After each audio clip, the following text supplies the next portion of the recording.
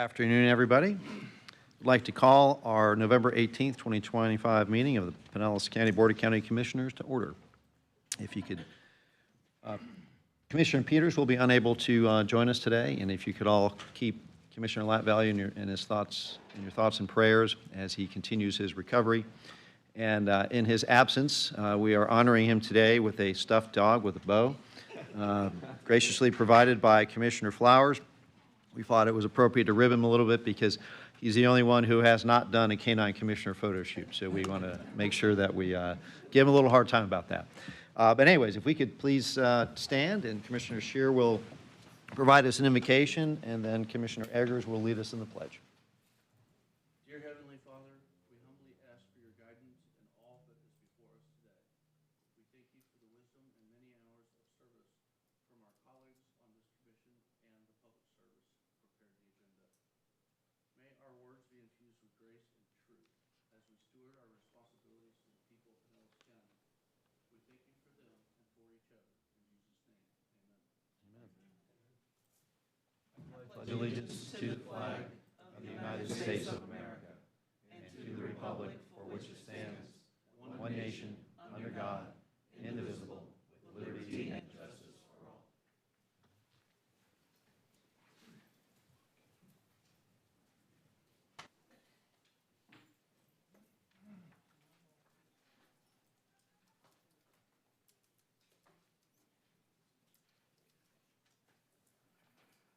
All right, so we have a couple of proclamations to do here today. And the first one is for the 35th anniversary of the Pinellas Trail, also known as the Fred Marquis Pinellas Trail. So I would like to invite Scott Daniels, Vice President of Friends of the Pinellas Trail, Chip Freeman, Treasurer of the Friends of the Pinellas Trail, Richard Valentine, Secretary, and Dan Yost, Chief Park Ranger for Pinellas County Parks and Conservation Resources, to please join me at the podium.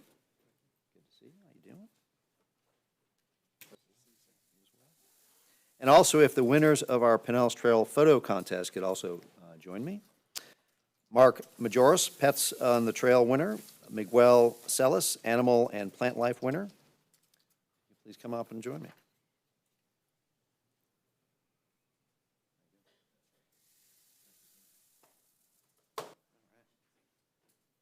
So who doesn't love the Pinellas Trail? It's hard to believe it's been 35 years. I remember the day that it opened. So whereas in 1983, inspired by the advocacy of Bert Valerie after the tragic loss of his son, Pinellas County envisioned a safe, scenic corridor for recreation and transportation. Through the efforts of Valerie, Brian Smith, and then County Administrator Fred Marquis, supported by citizen advisory groups, the vision to repurpose a 34-mile abandoned rail line into a multi-use trail took shape. The first section opened in 1990, funded and expanded by Penny for Pinellas, growing into today's 65-mile Fred Marquis Pinellas Trail, connecting communities all across the county, and soon to be completed into a complete loop around the county. Now averaging 160,000 monthly users, myself among one of them, the trail provides a green sanctuary in an urban setting, linking parks, neighborhoods, and coastal areas while promoting health, safety, and environmental stewardship. Its success is sustained by law enforcement, volunteers, park rangers, and devoted volunteers who patrol and maintain the trail, and the Friends of the Pinellas Trail, making it a national model for multi-use trails. Now, therefore, be it proclaimed by the Pinellas County Board of County Commissioners hereby recognizes and celebrates the 35th anniversary of the Fred Marquis Pinellas Trail and honors the individuals, organizations, and community members whose vision, perseverance, and commitment brought this extraordinary public resource to life. Be it further proclaimed that we encourage all residents and visitors to experience the beauty, connection, and vitality the Pinellas Trail offers. It's close to home, close to work, and close to the heart of Pinellas County. Sir.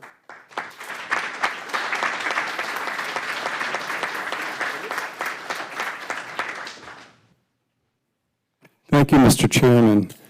I see a lot of people in the room that I know because I've been involved for 37 years when the Citizens Group started in 1988.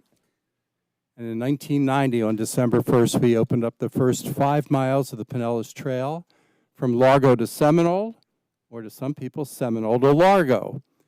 But that's where we started, and now you hear that we're 65 miles and we'll be 75 miles when we finish the Pinellas Trail Loop. So you all have lots to look forward to in the coming years. We've survived COVID, and we've survived a lot of other economic issues over these 35 years, but we're on our way to have a successful Pinellas Trail Loop. For those of you that don't know, we will be the western terminus of the Coast to Coast Sun Trail with the state of Florida. It'll be about 275 miles from Pinellas County all the way over to Brevard County. So if you're ready to go on your bike or walk or visit, it's going to be a statewide program supported by the folks in Tallahassee as well as all the counties that we're involved with. I want to tell you what a pleasure it's been to be in this private-public partnership with you all, with the county government all these years, with the citizens who come and let you know what we want in our community. We were one of the first to take this adventure, and the journey has been nothing but positive. Dan Jost is here representing your rangers and the team from the Parks and Conservation Services that have supported what we want for our community, which is safe and safe community bike and walk and inline skate.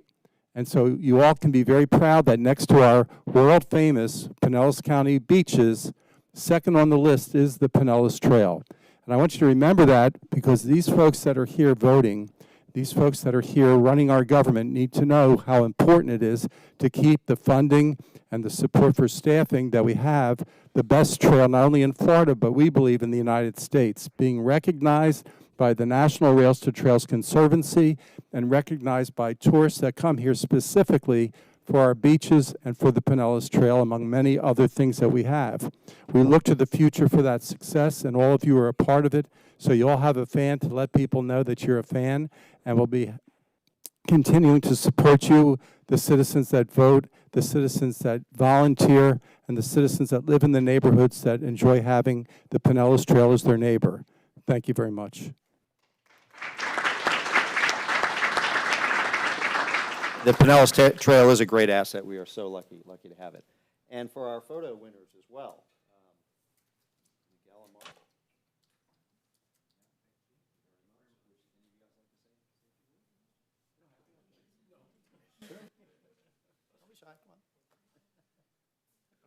My wife and I recently moved to Florida, and we are honored to be able to help celebrate the anniversary of the Pinellas Trail. And thank you all for making it available. And we're pleased that my wife and my dog were able to help celebrate with you. So thank you. We love dogs on the trail. All right. If my fellow commissioners can join me for some photos.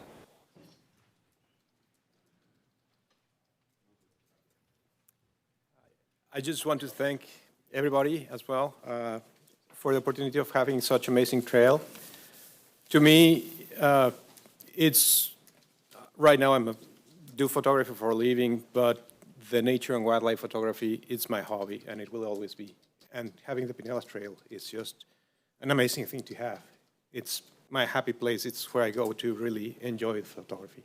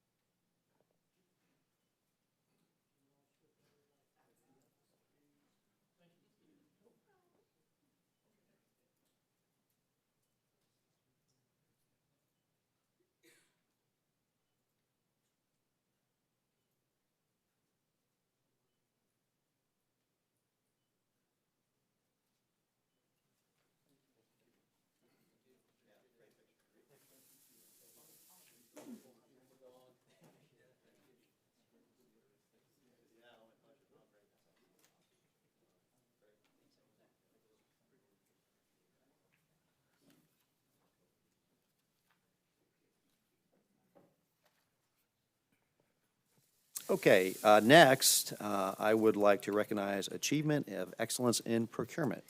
I would like to invite Mary Celeste, Division Director of Purchasing, along with members of the Purchasing Division staff to please join me at the podium.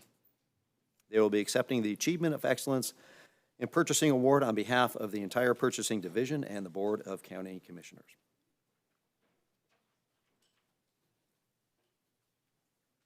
How are you?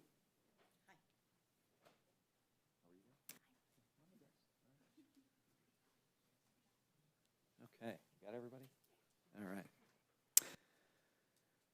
The National Procurement Institute awards the Achievement of Excellence in Procurement to recognize organizational excellence in public procurement. This prestigious award is earned by organizations that demonstrate excellence by achieving high scores across criteria measuring innovation, professionalism, productivity, e-procurement, and leadership. The Achievement of Excellence in Procurement is widely regarded as the premier award in public procurement profession, with approximately 200 organizations nationwide receiving this award each year. Pinellas County's Purchasing Division is one of only 48 counties in the United States to earn this prestigious recognition. And to put that in perspective, there's over 3,000 counties in the United States. This marks the 9th time in the past 10 years that the Pinellas County Board of County Commissioners Purchasing Division has been awarded the Achievement of Excellence in Procurement.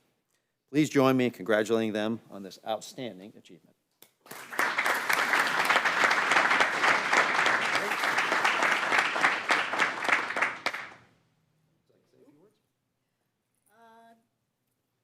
Sure. Mary Celeste, Division Director of Purchasing.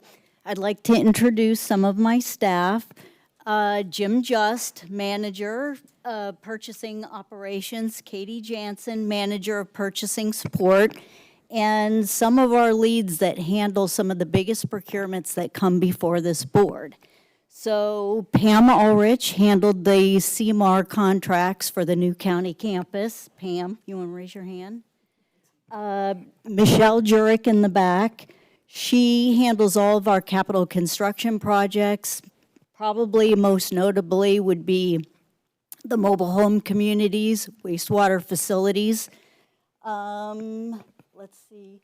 Darren, I can't give him anything. He just started 2 weeks ago. Patty Cortez, CDBG DR administration of the funding with Horn. Kim Metter is handling the ERP system, the brand new one for countywide that's coming up. And Marcus Robinson is handling the Star Center redevelopment P3. So those are some of the large projects that we send to the board for consideration and approval. So I want to thank everybody. Oh, Alex. Alex Malloy, Waste to Energy Facility Operator. You guys just approved that, so. Thank you, I appreciate it. We very much appreciate everything you do. We really like it when you bring those contracts in under budget for us, so, right? All right. So if you could, my fellow commissioners, please join me for some pictures. Let's go up front.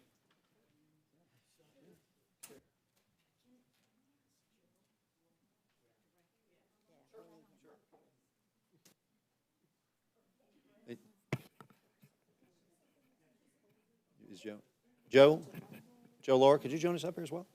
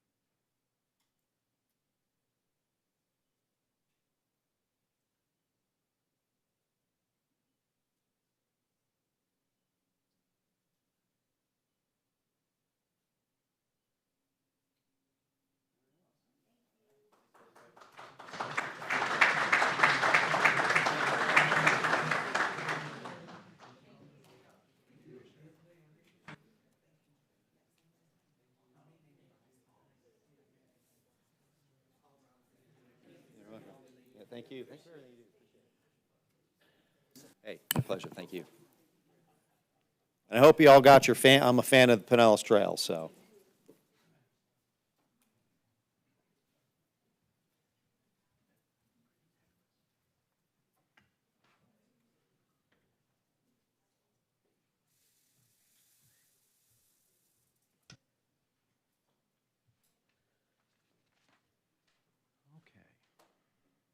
So now we're going to go on to citizens to be heard.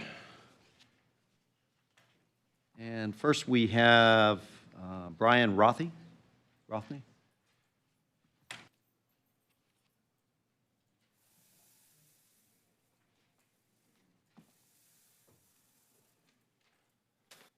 Good afternoon, sir. Good afternoon. It's Rothy, R-O-T-H-E-Y. My apologies. No, of course, that's fine. Had no idea I was going to go first today, but thank you for having me, and thank you for giving me this opportunity. Brian Rothy, I'm the Assistant Vice President for Adult Community Programs, Quality, and Government Relations recently at Park Center for Disabilities in St. Petersburg, Florida.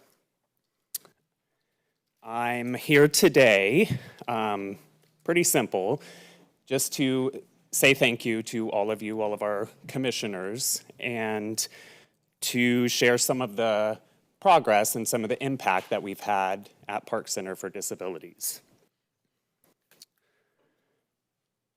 Most recently, we've partnered with the county and with our city and received several CDBG grants.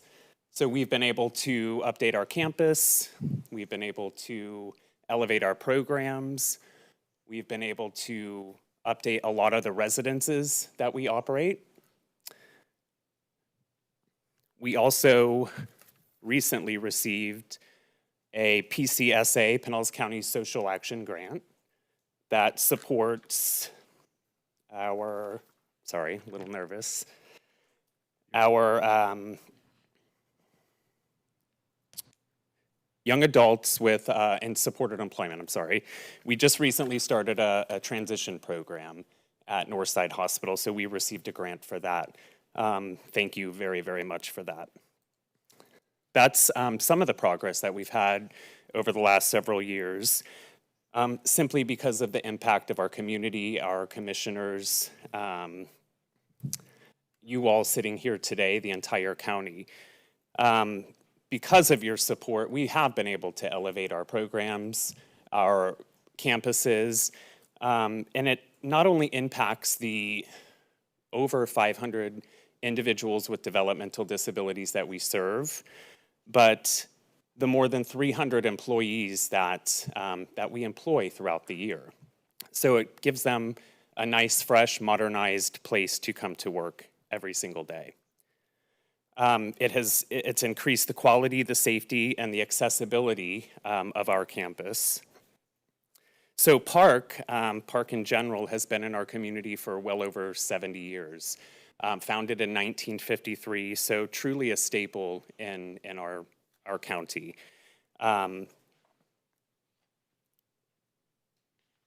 We serve children as early as 2 months old and as late as 6 years old, and then from 18 years old through the end of life. So we have literally the full circle that occurs at Park Center for Disabilities.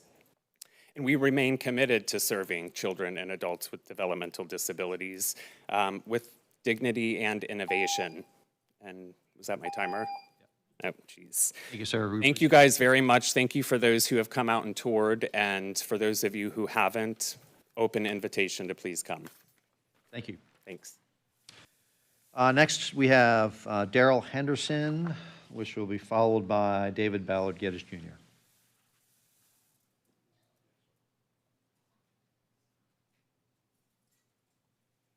Good afternoon, Mr. Henderson. Good afternoon, Commissioners. Daryl Henderson, representing the Recovery Epicenter Foundation based in Clearwater. Tampa Bay is leading the nation with a bold new vision, the creation of the first tri-county inclusive recovery community in the United States. Hillsborough and Pasco counties have already proclaimed themselves IRCs, committing to visible, stigma-free support for people in recovery. Pinellas County's participation would complete a powerful regional model of hope, inclusion, and resilience. So what is an inclusive recovery community? It is a city, county, or neighborhood that intentionally creates safe, welcoming spaces where recovery is not hidden but celebrated. IRCs are built on dignity, equity, and hope. They prioritize leadership from people with lived experience, host public events that make recovery visible, form cross-sector partnerships across health, justice, education, and business, and embed recovery-friendly language and policies into everyday life. At their core, IRCs declare recovery is real, recovery should be visible, and recovery belongs everywhere, in our parks, workplaces, and policies. Hillsborough and Pasco have already committed to concrete steps, forming local IRC councils led by lived experience, hosting at least 4 inclusive recovery events each year, embedding recovery voices into planning and policy, and collaborating across the Tampa Bay IRC network to share progress and scale impact. These actions are not symbolic. They are structural commitments to ensure no one walks the recovery journey alone. Now the momentum is building. If Pinellas County joins, Tampa Bay will become the first tri-county IRC region in the nation, setting a precedent for communities everywhere. Imagine the message that sends. 3 counties united, declaring that recovery is visible, valued, and celebrated. This is not just about local pride, it's about national leadership. So here's the call to action. Pinellas County has the opportunity to stand shoulder to shoulder with Hillsborough and Pasco to help build a region of hope where recovery is woven into the fabric of community life. By joining, Pinellas can help Tampa Bay shine as a beacon for the nation, proving that when communities unite around dignity, equity, and hope, recovery isn't just possible, it thrives. Thank you. Thank you. Okay, David Ballard Geddes Jr., followed by Ron Walker.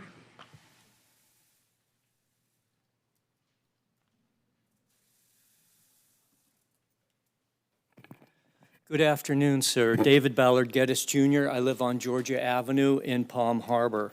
The Great Gale of 1848 was a hurricane that created Johns Pass down in Madeira Beach.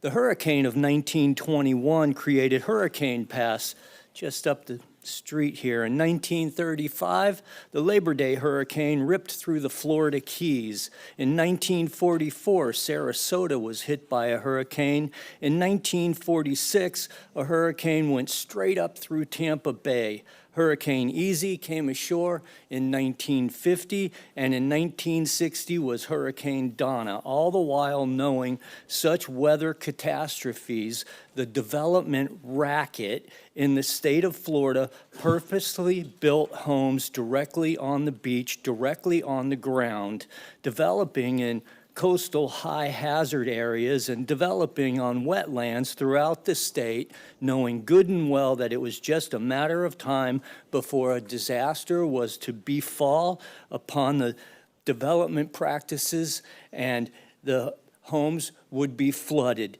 Even old Florida cracker homes and sharecropping homes built in the early 1900s had enough common sense to build their homes up off the ground because they knew that when it rained in Florida, it flooded regardless of where you lived. The problem lies with the recent development, the racket beginning around the 1960s, building all of these homes directly on the ground, knowing it was a simple matter of time before a hurricane was to flood all the homes. The developers and legislation knowingly staged such pitfalls. The residents got set up. The developers intentionally set snares built in with their staged development practices, entrapping the residents, legislatively backstabbing the residents as self-evident, setting pitfalls and traps we see in our hindsight today. Such staged upgrades in county code enforcement upon the residents that are being imposed upon the residents today were reasonably foreseen and preventable happenstances that were purposefully overlooked and legislatively neglected, intending to place the residents under future duress that we see happening now, ultimately intending to dispossess us of our homes under such new code under such new code enforcement procedures, and you, as county code enforcement, don't have a permit for that. You, the county, is guilty of maritime poaching and racketeering, and your license has been revoked. Thank you. Thank you, David. Ron Walker, followed by Greg Pound.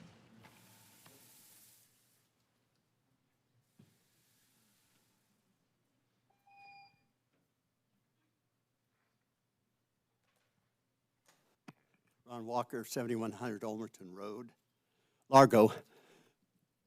Pinellas County needs a false claims ordinance. Now, for you folks who are unfamiliar with the terminology, a false claim ordinance is an ordinance that protects whistleblowers. Further, a false claims ordinance is an ordinance that encourages patriotic citizens to sue thieves who are stealing from the county, and if they win the lawsuit, the county gets the money. What county in all the world wouldn't want an ordinance like that on the books? Pinellas County, with our 7 intellectual giants leading us. All you've got to do is copy Broward County's ordinance. I've given you all copies of it. They copied Dade. Dade copied the state act. The state copied the federal act, and as a result, billions and billions of stolen dollars are recovered by various government entities every year, but not Pinellas County. All you've got to do is copy Broward County's ordinance. I've given you all copies of it. You won't have to work hard. I know that chills you a little. Other than that, guys, have a happy Thanksgiving. Thank you, Mr. Walker. Next, we have Greg Pound.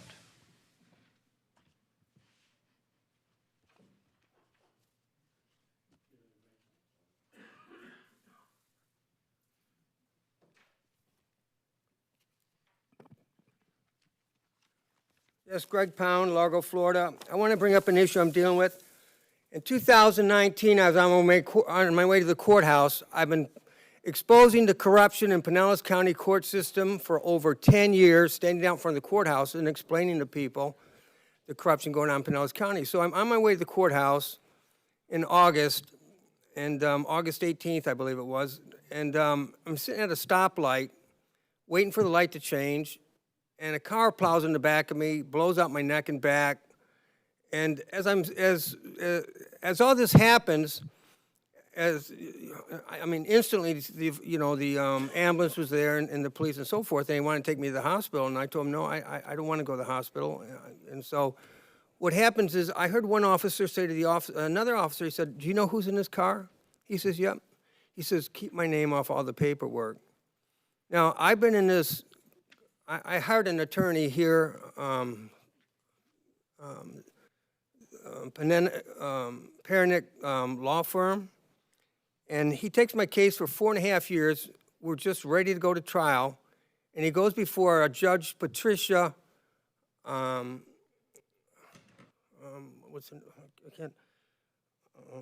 can't remember her last name now. So what happens?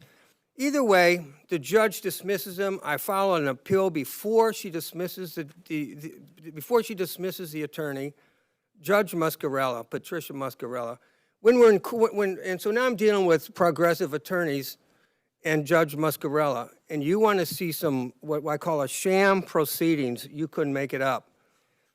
This stuff is insane. Now they're telling me that I owe $17,000 to Progressive Insurance Company for this guy hitting me in the back end, blowing out my neck.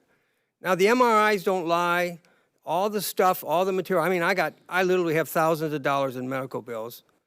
And what happens is once you see the scam that the insurance companies and the courts are doing for money, they're running a scam between the attorneys, the doctors, and the court in order to get money. And you're talking about millions, billions of dollars. Progressive is like, I don't know, it's like $165 billion a year, billion. And so what we have is we have a major problem with corruption. And if you look at my filings, I mean, I've noted everything that they've done. I mean, progressive attorney in court calls her by her first name, I can't say it, it's Pat. And so he's, so now what I'm dealing with is chronic fatigue and chronic pain from the, and so forth, of what I've been going through for over 4 years of this. But this is what Pinellas County's done to attack me, to shut me up, but it's not going to happen. They're not going to win. Okay, that concludes public comment. So now we will move on to the consent agenda, items 4 through 27. Is there any commissioner that would like to pull any items? Dave? Sure. Okay.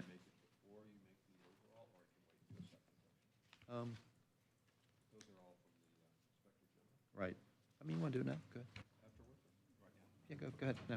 Thanks. I just always like to, or sometimes like to bring attention to our Division of Inspector General, a department, our clerk of the court, and the work that they do on behalf of the residents to make sure that our departments and everybody that works here are doing things the right way and within the law. And I just wanted to draw special attention to, they had 5 cases in this report, which is a little bit more than normal, but they continue to see these. And they come from us, they come from staff members, they come from the people out in the residents of our county. One was a follow-up audit of an economic development and employment sites program. That's one of the 5 cases.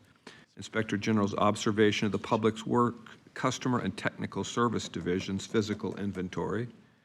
The 3rd, investigation of building and development review services personnel alteration of a permit record, just so you know the kinds of things that they get involved in. And number 4, investigative review of a building permit itself. And then a follow-up audit of accounts receivable write-offs for 2 separate years. So they get into all aspects and in a lot of detail to make sure that we're doing the things that we're supposed to be doing and doing them in the right way. And I just really want to take my hat off to the Division of Inspector General, Ken Burke, and his entire department. Thank you. And move approval on the entire consent. Nice, very nice. Okay. Have a motion from Commissioner Eggers. That was a second from Commissioner, was it Nowicki? Okay. All in favor? Aye. Any opposed? All right, consent agenda carries. Now we'll go on to our regular agenda item, number 28. And just, Commissioners, on that past item, the Inspector General put on a several-hour presentation to my entire executive leadership team on how to use them, how to work with them, how to engage them early, to where we can continue to have that oversight and make sure we build into our processes proper governance and oversight structures. So that just occurred a couple weeks ago. So, under the regular item number 28, is the award of bid to Hubbard Construction for the new Airco taxiway at St. Pete International Airport. Okay. Any questions, comments, thoughts? Motion by Commissioner Nowicki, second by Commissioner Scheer. Any further discussion? Okay, hearing none, if we can open up the voting, please.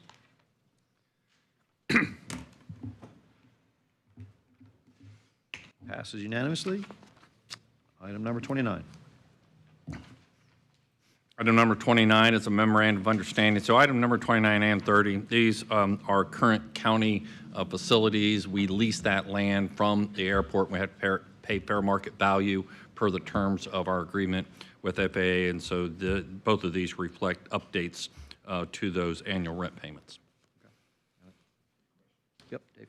It said there was a is there a shortfall since 2024? This was not 2025 on there, so I was thinking it would have been this year.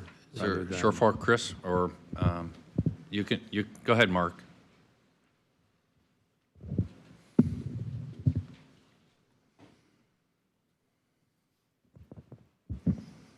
Mark Sprague, the owner and director at the airport. It is 2024. We just had to go through the building and the sheriff's department. So it was a lack between last year. It just fell through, and then so we brought it back up to date for this year. So so new rates as of then, and we were running the old rates before? The old rates, it's effective this calendar year. Okay. So, but the lease is actually started in 2024. Okay.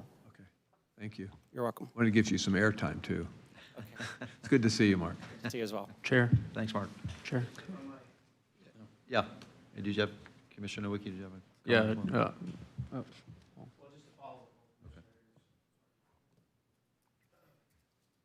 So the new rates, we actually backfilled it last year with some construction and property management funds, so it was budgeted for, we just didn't bring it forward.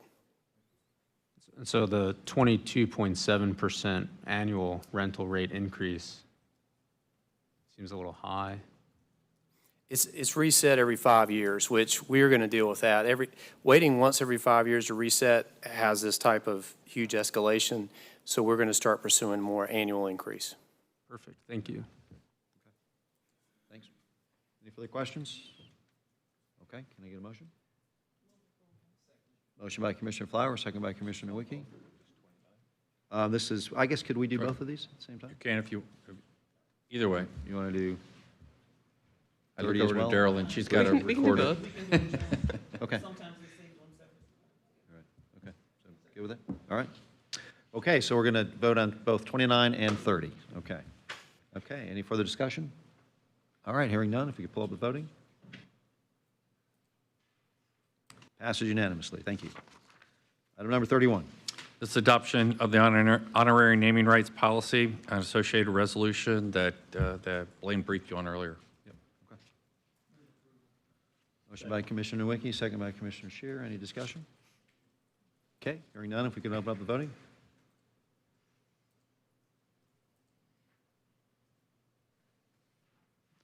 Passes unanimously. Item number 32. This is an MSTU for Tampa Bay Watch for boat lift replacement, $20,000. Okay. Okay, second by Commissioner Scheer, or motion by Commissioner Scheer, second by Commissioner Flowers. Okay. All right, any further discussion? Okay, hearing none, if we could open up the voting.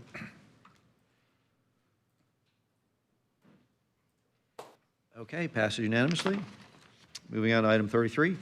These are two TDC fund projects, both capital projects with the City of Clearwater for the Clearwater Beach Marina and the Eddie C. Moore complex upgrades. Okay, motion by Commissioner Wiki, second by Commissioner Scheer. Any discussion? Hearing none, if we could open up the voting.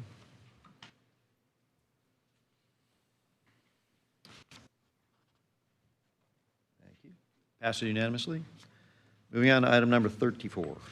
It's the third amendment to an MOU with Pinellas County Schools for capital improvements for hurricane shelter retrofits. This is to add Campbell Park Elementary. Motion by Commissioner Flowers, second by Commissioner Nowicki. Any discussion? Hearing none, if we can open up the voting.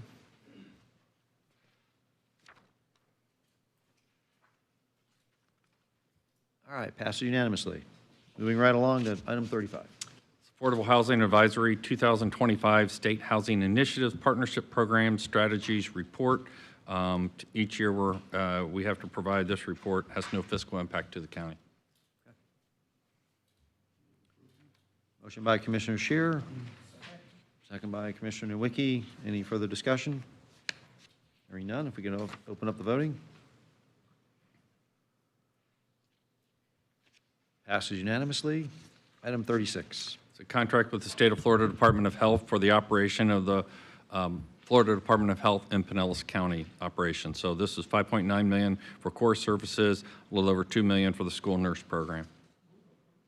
Okay, motion by Commissioner Flowers, second by Commissioner Nowicki. Any further discussion? Hearing none, if we can open up the voting, please. Passes unanimously. Item number 37.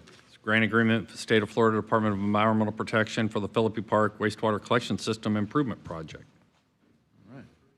Motion by Commissioner Nowicki, second by Commissioner Flowers. Any discussion? Hearing none, we can open up the voting. Passed unanimously. Okay, item number 38. Item 38 is a memorandum of understanding with Pinellas County and the University of Florida Institute for Food and Agricultural Sciences for salary and fringe benefits for our extension service program. Okay. All right, I have a number of public comments here, so we'll just go ahead and get to that first. Take a break. So first I have here is a group speaker, so Nancy Page. And Dave, this one would be 10 minutes. So,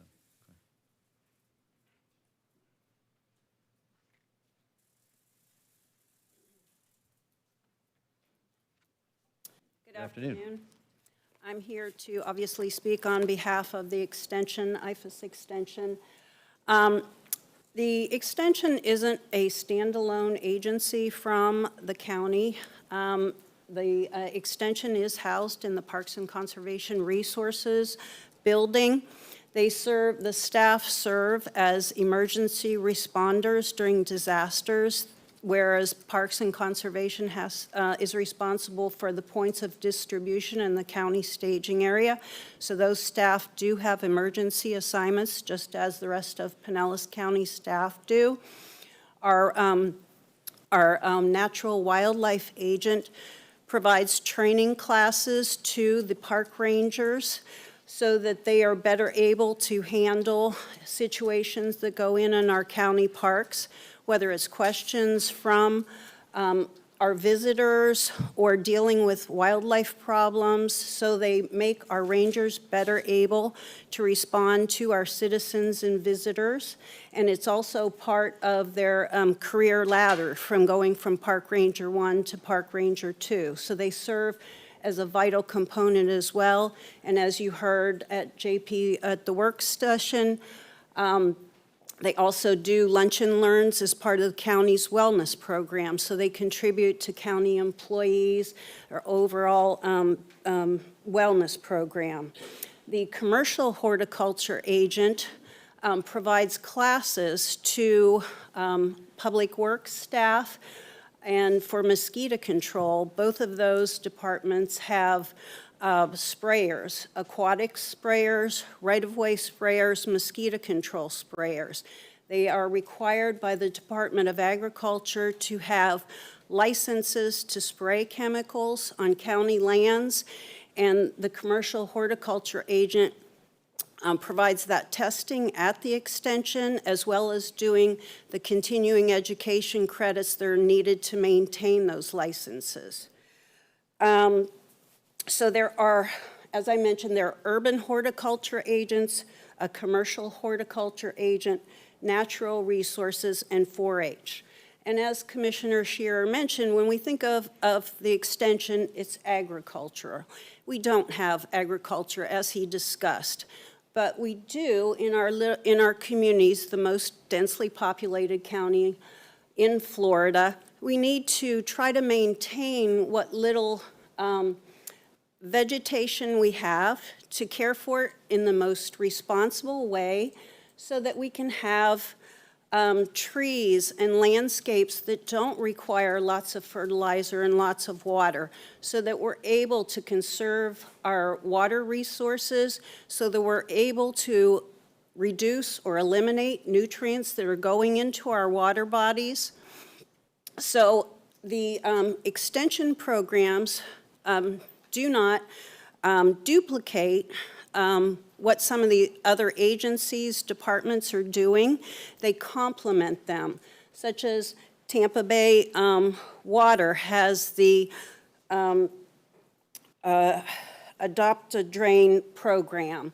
So Lara has created the Adopt a Drain program so residents can actually go in and do maintenance in some of those things, keep them clean and functioning properly so our roads don't flood. The Public Works Department has the street cleaners. They go out on a regular cycle, but the folks who are out there doing storm maintenance they're out there regularly, can maintain that stuff. As well as Kelly's group, they do the drain markings, so they take that piece of it. So it complements so many pieces that the county is doing, but they don't duplicate what's already going on.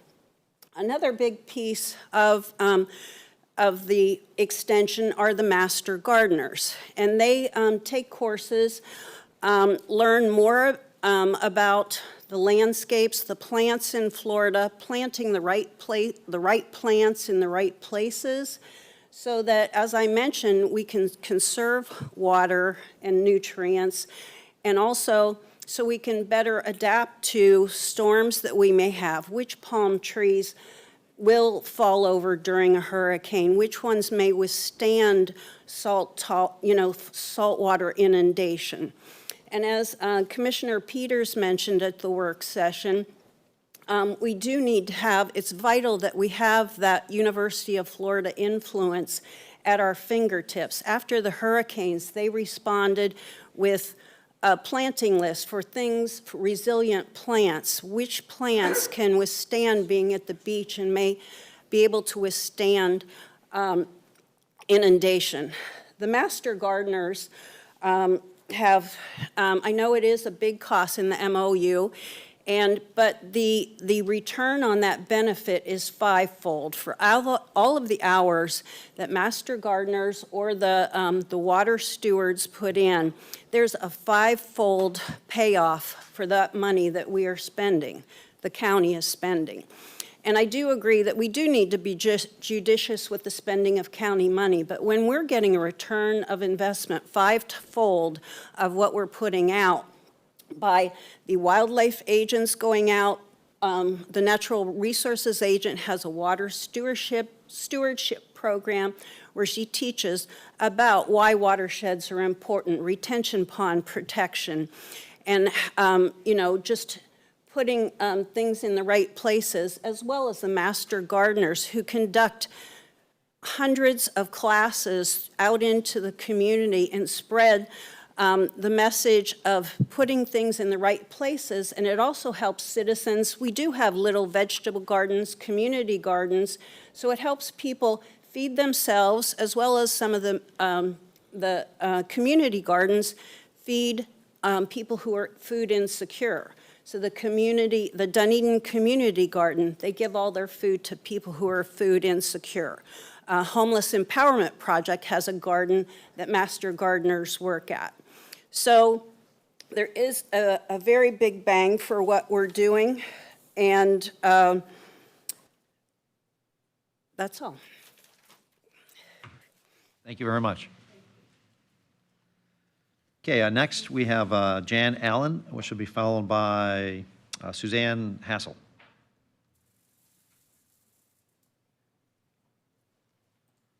Good afternoon. Good afternoon. Thanks for letting me speak. My name is Jan Allen. I live in Largo, and I'm representing the Pinellas chapter of the Florida Native Plant Society.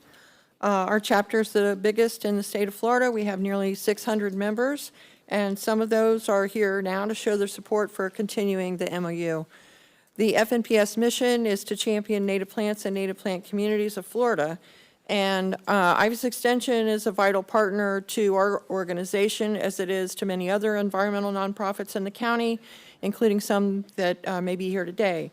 It leverages its association with other counties' extension offices, University of Florida, and other universities to really magnify its impact, and it provides really excellent educational speakers, outreach materials, and conservation messages, both in person and in multiple media, in multiple venues, including social media, online videos, podcasts, and other media.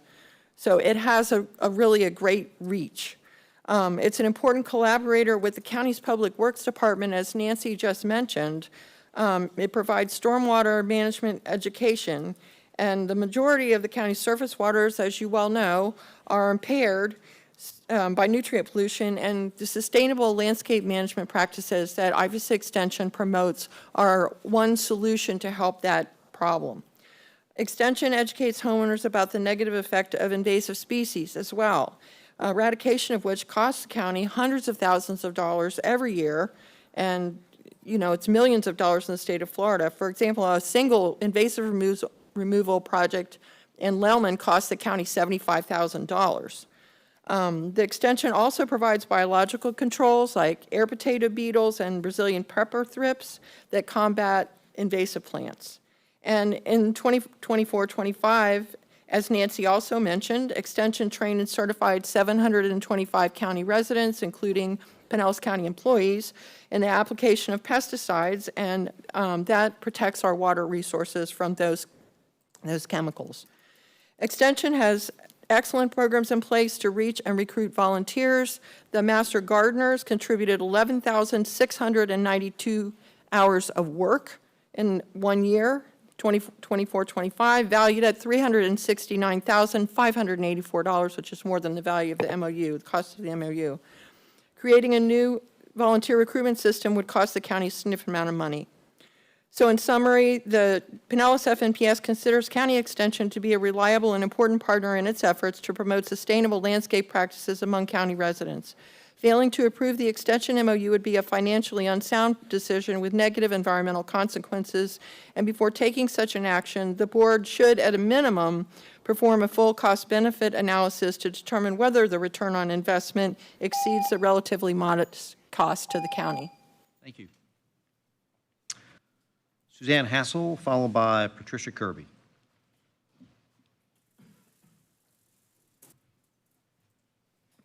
Thank you, commissioners and fellow citizens, and I'll be a short speaker, figuratively and literally. So I'm here to support, please sign the MOU for the Agriculture Extension Service for UF-IFAS. And I wanted to say a couple points about this, just two. Primarily that the training that they provide is so much more than agriculture. And it's provided to people such as myself, who's a recent retiree, so that we can then go out and volunteer in our communities. And in addition to being able to give back to the communities, all of the IFAS programs generally involve fresh air and sunshine and are very healthy to children and adults. So that's another benefit. I do want to say that as a Master Gardener volunteer, we're expected in the first year, in fact required, to contribute at least 75 hours of volunteering and then 10 hours of classroom. So we have to maintain volunteer hours every year in order to maintain the title of being a Master Gardener, and then also take that further education so we can go out and help work in our Pinellas County parks, work in the Pinellas County schools, work in city parks, and also help encourage our neighbors to go out and conserve and understand their environment. I live on Long Branch Creek, which is a very sensitive ecosystem, and all of us are really banding together to look at protecting the shoreline and protecting the water and being sure that we don't, I have planted the wrong thing, being sure that we do not release invasive species and that we keep them under control. And really, it's a compliment to the county that we can help do this. And also with, with the 4-H and working in the schools as well as, again, the outdoor parks and attending various workshops and the help desk. That's a really big thing I just want to point out, because we also are required to do help desk hours. And that includes things such as general turf grass questions. What killed this? What plant is this? Is this invasive? What's wrong with my plant? Pests, diseases, soil testing, all kinds of things like that, that volunteers and, of course, the Agriculture Extension Office do provide this. So I just want to bring that up, and it's very important as, in our suburban environment that we do this. And so please approve the MOU. Thank you. Thank you. Patricia Kirby, followed by Kathy Foster.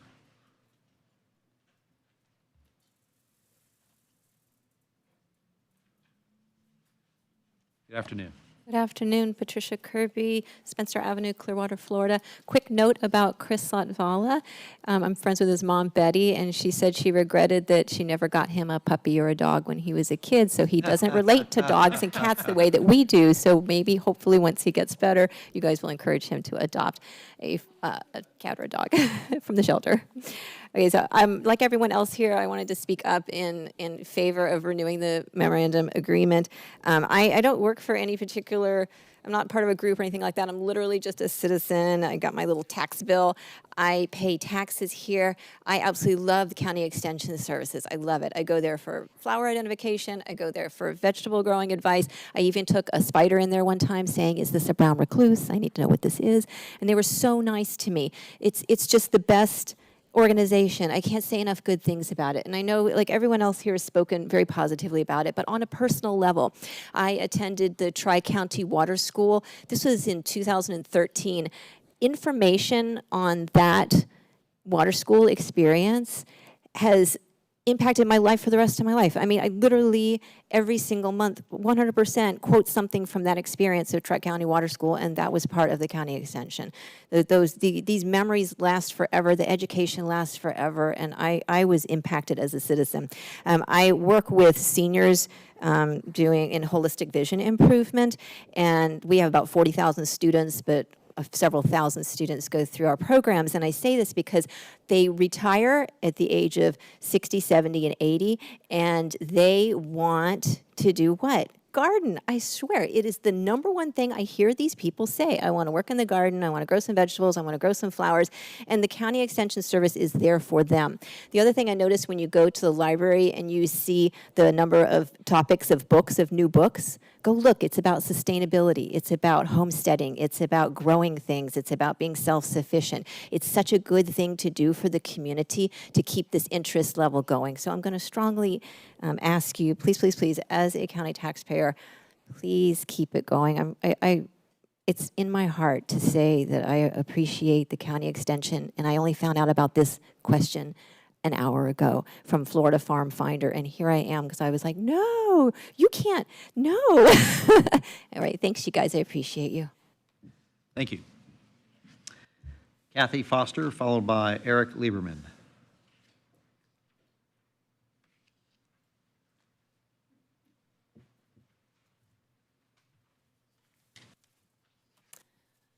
Good afternoon, everybody. My name is Kathy Foster. I live in unincorporated East Lake area, but I'm here speaking on behalf of the board of the Friends of Brooker Creek Preserve, of which I am chairman. I want to thank you all for your desire to develop a well-thought-out budget that's not wasteful, but that also meets the needs of Pinellas County residents. In thinking about the Pinellas County IFAS connection and collaboration, I think we need to first be clear about the services IFAS provides, and I think that's been made pretty clear already, so I probably don't even need to go into that. But because of my tie to Brooker Creek Preserve, I focus on the part about natural resources. The MOU that you're considering now, the IFAS mission, and your own Pinellas County strategic plan for the coming 5 years all incorporate protecting our natural resources in some form. The collaboration with UF brings a wealth of scientific knowledge to the county government, as you've heard, and to our residents through the IFAS program. And this has the benefit of helping all of us to make informed decisions as we go through our lives living in this densely populated area. In representing the Friends, I have to say that the IFAS has had a huge impact on the education programs there. During the recession in 2008, the county leadership was talking about the possibility of closing down the education center at Brooker Creek. That would have been horrible.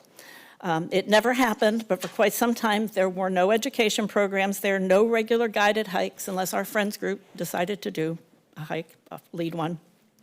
And eventually, an IFAS agent was placed at Brooker, which was such a boon.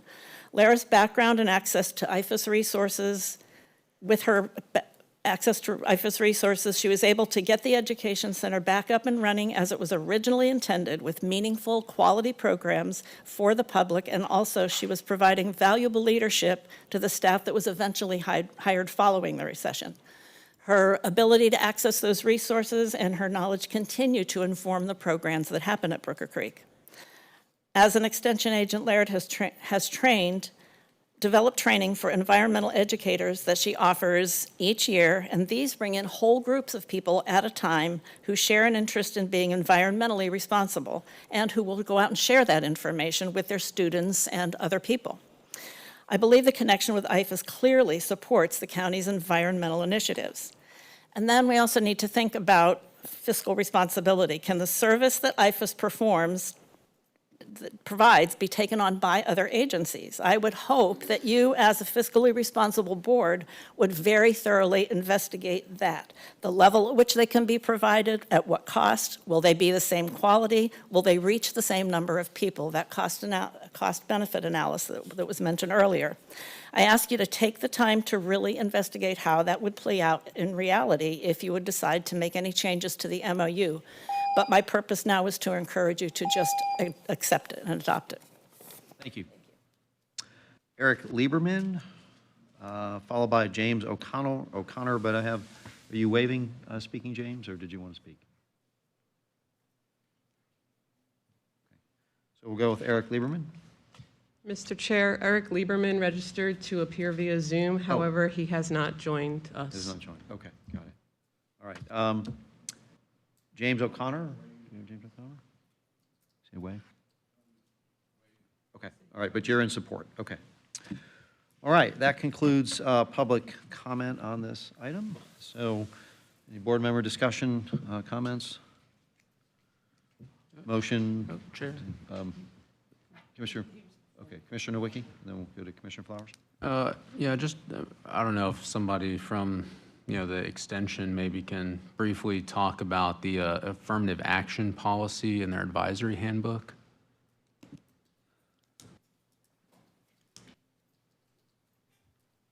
Didn't even know that was in there, affirmative action.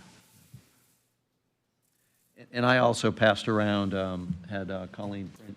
There is an advisory council of committee members as well that creates the priorities and sort of directs the program. So these are the members of that council. Hello, JP Gellerman, UF5 Extension Director here in Pinellas County. Yeah, I was looking at the advisory handbook, and it talks about affirmative action and parity, and can you kind of talk a little bit more, about the affirmative action policies? Thank you. That handbook, I think it was last updated in 2014, somewhere in that area. Since that time, there's been a lot of changes, and currently, I do not believe we have an affirmative action criteria associated. We follow all the laws by the federal government as well as the state of Florida. So there's no affirmative action within the program? Right now, no, sir. And then for these advisory committee members, obviously just, found out about this today. I mean, how are they selected or appointed? How's that process work? Each agent is required to have an advisory committee of folks in the community that can provide them guidance and technical abilities as well as connectivity to the community. Those agents in the field basically bring those names to me. I review them. And then we go ahead and approve them based on their ability to provide guidance, technical support, and/or connectivity to the county, or to the residents and the issues associated. So the Board of County Commissioners, we have no input on these selections? For the advisory committees, no, sir. Could we get input on these selections? You're more than welcome, yes, sir. So we could change the MOU, or how would that work? It's, my knowledge is, if I've been in 4 different counties, I don't know any other county that has input from the county commission. I'd be happy to provide that, though. If that's what everybody, that's just maybe something we could look at if, the board has any input on that, but I'll yield back, Chair. Thank you. Okay. Commissioner Flowers, and then we'll go to Commissioner Chair. Thank you. So I don't know how affirmative action became the linchpin in this conversation, but I will say that the executive order that was signed by the president deals with affirmative action when it comes to federal contracts. This is not a federal contract.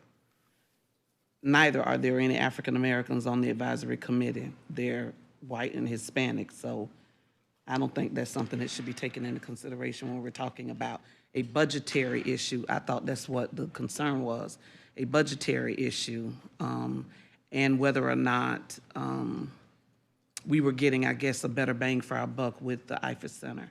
My comments remain the same when it comes to IFAS that we had during the workshop.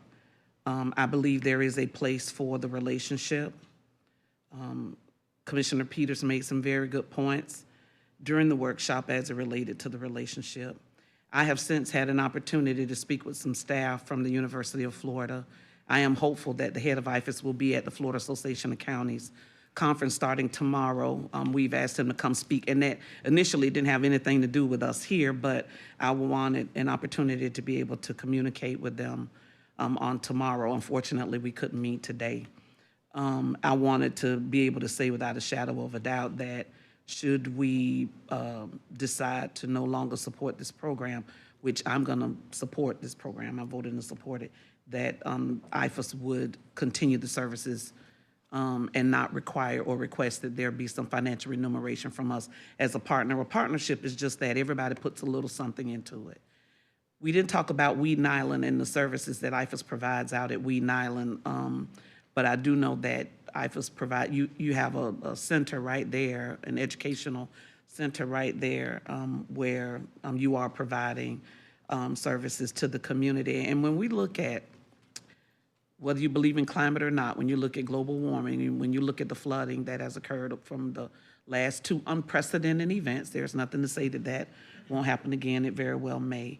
But when you look at all of the things that you all bring to the table to try to help individual residents do what they can do, not just for conservation, but for long-term, long-range planning, because the resources that we have is all that we get for right now.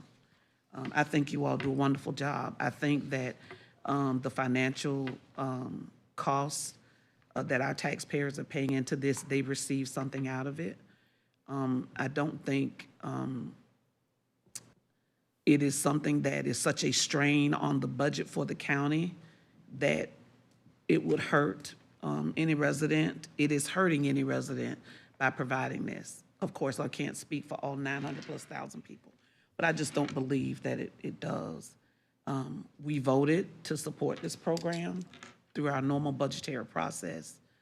I would not be in support of reopening a MOU to now go back and say we're only going to fund and support for 1 year, and then we'll take it year by year. If that was the case, we should have done that during the original budgetary process.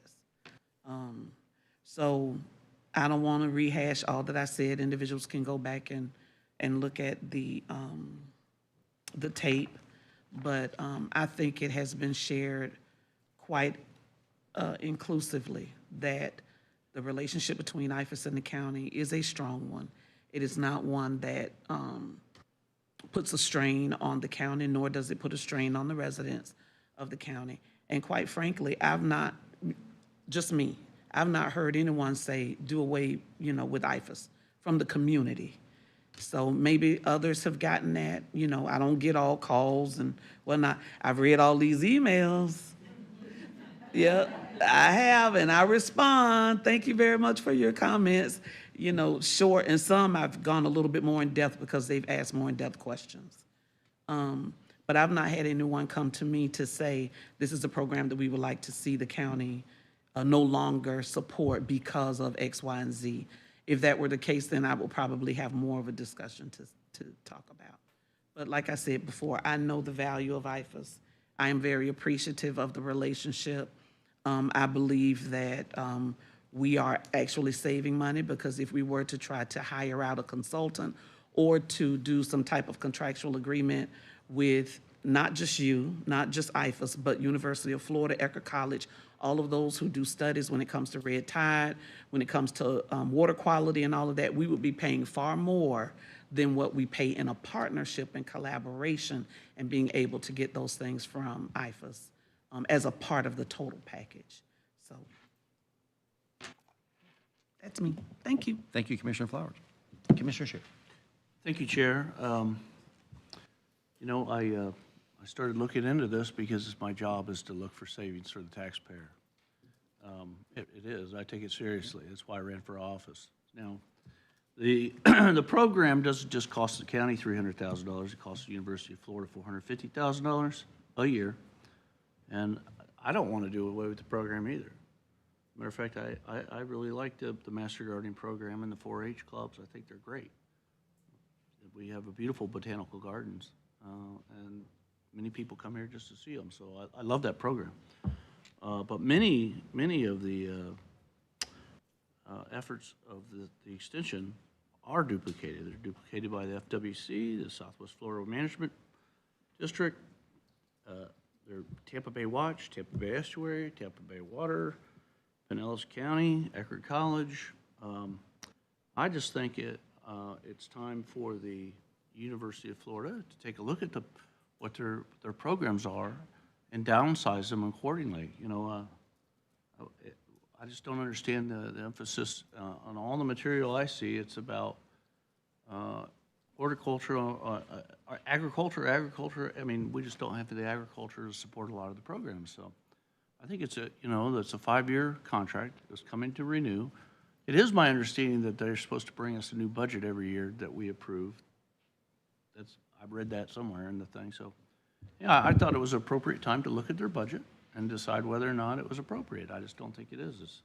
I want to keep the programs that are working well and that everybody came here to speak about. And the ones that we're sharing with Tampa Bay Water and SwiftBud and others, we can let those state agencies handle that. So I had proposed a reduction, and the word I got back from the University of Florida was, no, you can't produce anything, but I think that they could if they wanted to. So I'm going to vote no, because I want them to reprioritize their programs and keep the ones that are working good and get rid of the ones that are duplicated. It's pretty simple for me. So that's kind of where I am on it, and thank you.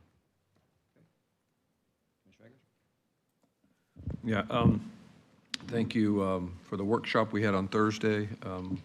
I too think it's a good idea to look at our programs to make sure that they are in keeping not only with the cost efficiency side, but also the quality of life that we have here in Pinellas County. And mine's going to be short, basically leveraging university knowledge right here into Pinellas County. It merges, I think one of the speakers said, merges carefully with our own strategic plan, I think is critically important. Promoting knowledge, volunteerism, the culture of this community that's been built over the years, and encouraging outdoor activities are all positive things. I hesitate to do measuring of ROI because I would imagine that it would be maybe perhaps a little embarrassing that we're having a conversation because the return is probably far greater. And I don't know how you measure some of the qualitative values. I think it's extremely important ultimately to protect the kids and the seniors in our community. And I think this program is ideally set up for that, and in addition to many others, not just the young and the old like me, but people in between of all ages. So I think it's a great program. I think the return is good and strong, and 33 cents per resident per year is something I think we can afford, and I look forward to those ongoing conversations. I'll be supporting this. Thank you, Mr. Chair. Thank you, Commissioner Eggers. So I had a chance yesterday, I had a call with Andrew Johnson, the dean at UF that oversees this program, had a good call with him. And also had a good call yesterday with Patty Reed, who's council member of the city of Pinellas Park and also a farmer. And I consider her not only a friend that I trust, but also a subject matter expert on this. And she related to me how important this program was and how deep that it really goes into our community. So I asked her, I said, just if you could put that in writing, which she did, and she emailed it to all of you all. And I, like I said, consider her a subject matter expert, and I'm really glad that, Commissioner Scheer, you brought this up, because I really didn't know a lot about this program, so I think we've done a really good deep dive in this, and I have a much better, clearer understanding of what it does and how it works now. And I will be supporting it. I do think that we get a great return on investment for this. The only thing that I would request is that we get kind of more regular updates.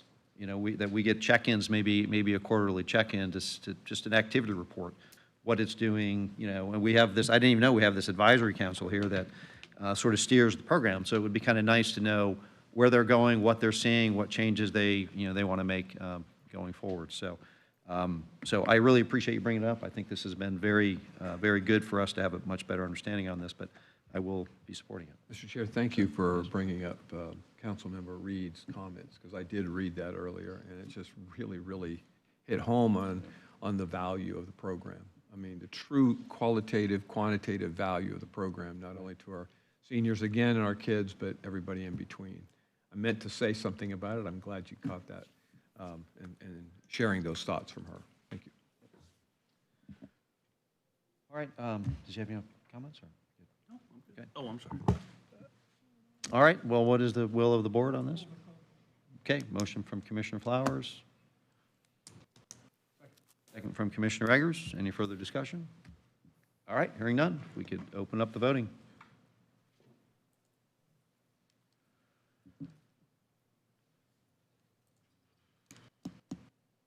Passes 4-1. Okay.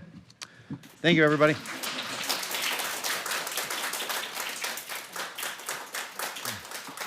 All right, now we'll move on to item number 39. Item 39 is award of bid to Hubbard Construction. This is our countywide pavement preservation program, a little over almost $19 million. Second.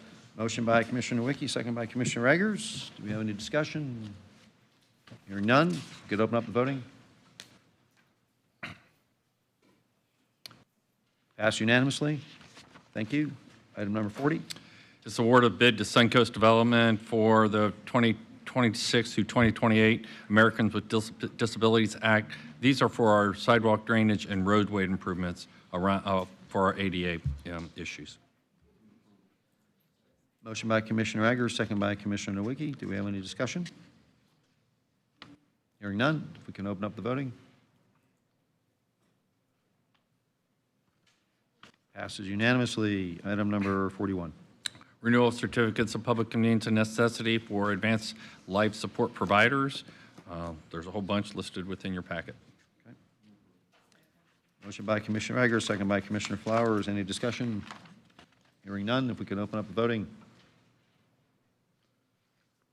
Pass unanimously. Item number 42. This is an addition, is to add Flowerwood Club Park Association to our manufactured home communities wastewater collection system improvements through the American Rescue Plan Act. Okay. Quick question. Yep. Is this a single park owner or is it individual? Jeremy? I don't know the answer to that. And if it is single, I'm assuming we have the clawback provisions for the. We do have clawback provisions in all the agreements, but I'll let Jeremy answer that. Afternoon, Jeremy. Afternoon, Jeremy Wald, Utilities Director. No, this is a resident-owned community. All the mobile home parks that we identified in the program are resident-owned only. Okay, and this, they do have the clawback provision? Yes, all the contracts have the same Perfect, thank you. standardized contract. Thanks, Jeremy, appreciate it. You're welcome. Okay, do we have a motion? Move approval. Motion by Commissioner Eggers, second by Commissioner Flowers. Any discussion? Hearing none, if we could open up the voting, please. Passed unanimously. Item number 43. This amendment to the Advanced Life Support First Responder Agreements with 16 municipalities and independent fire districts. Okay. Motion by Commissioner Wicki, second by Commissioner Flowers. Any discussion? Hearing none, if we can open up the voting. Passed unanimously. Okay.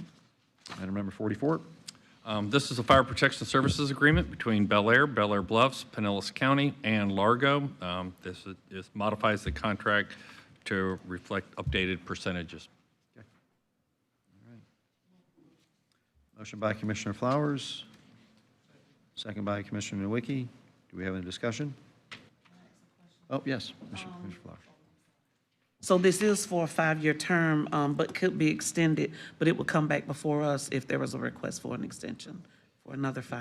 The agreement would come back before us for an additional 5 years. It would come back here. Okay. And I want to give kudos to staff. They really did a good job with helping address differences amongst how that should be provided. Everybody came together, worked together, and they got this agreement done. So.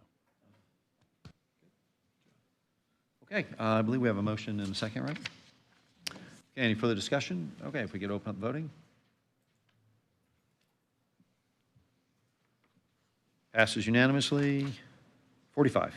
It's the third amendment to the second floor lease with Melrose Clearwater Holdings and with Solomon Clearwater Holdings to extend lease for the Pinellas County tax collector at the north side. What this does is it puts us through to when the North County Service Center will be completed.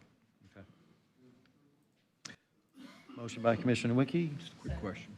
Second by Commissioner Flowers, and question by Commissioner Egger. Yes, somebody who knows the lease. I don't know who that is. Somebody, staff know the lease? Okay. Just a quick question.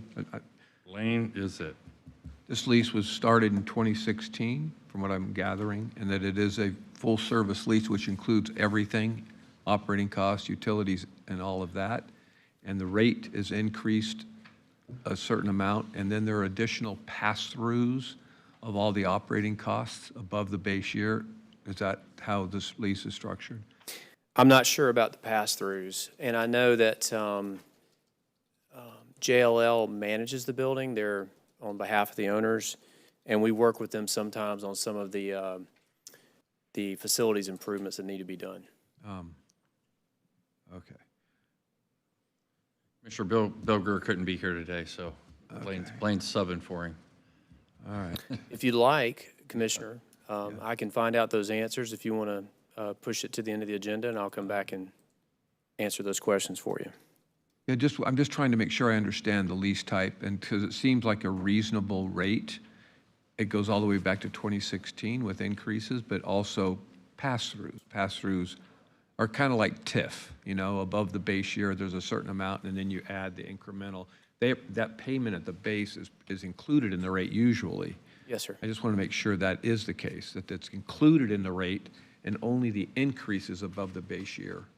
If you can look at that, that would be great. Yes, sir. Chair, if we could, this is something that we would like to move forward with today. I did ask Bill, and so I'll get those. Should be real quick easy to find out. Yes, sir. Okay, we'll come back to this. So, thank you. We have a motion and a second. Do we have to unring that bell before we move on, Madam Attorney? No, sir. No, we do not? Okay. All right, so we'll move on to item number 46 then. Under item number 46, I'm requesting authority to file suit in the referenced case. This is a case that arose out of code enforcement, and we will be filing for an injunction. Okay. Motion by Commissioner Nowicki, second by Commissioner Flowers. Any discussion? Hearing none, you can open up the voting. Passed unanimously, thank you. Item 47. 47, also asking for authority to file suit. This is likewise in a case that arose out of code enforcement, and this would be a foreclosure action foreclosing the special magistrate liens. Okay. Motion by Commissioner Flowers. Do you have a second?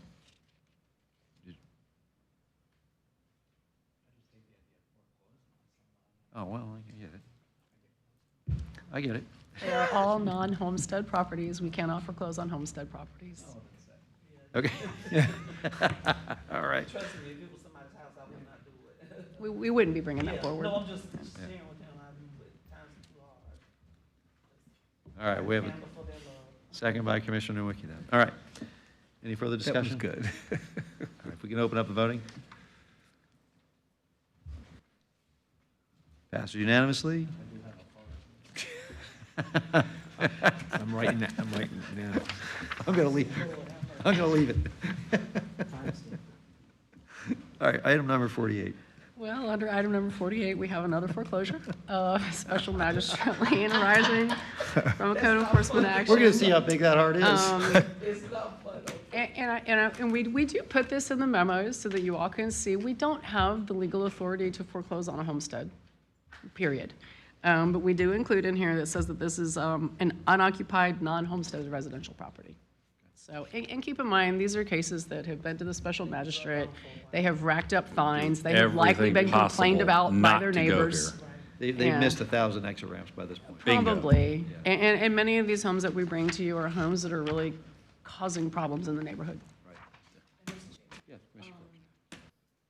I know, like when I first got on, we put together a process to really be concerted about reaching out, going above and beyond. I believe it was Tom Almonte who was tasked with, because some of these properties had some liens like, you could never pay them unless you were a billionaire.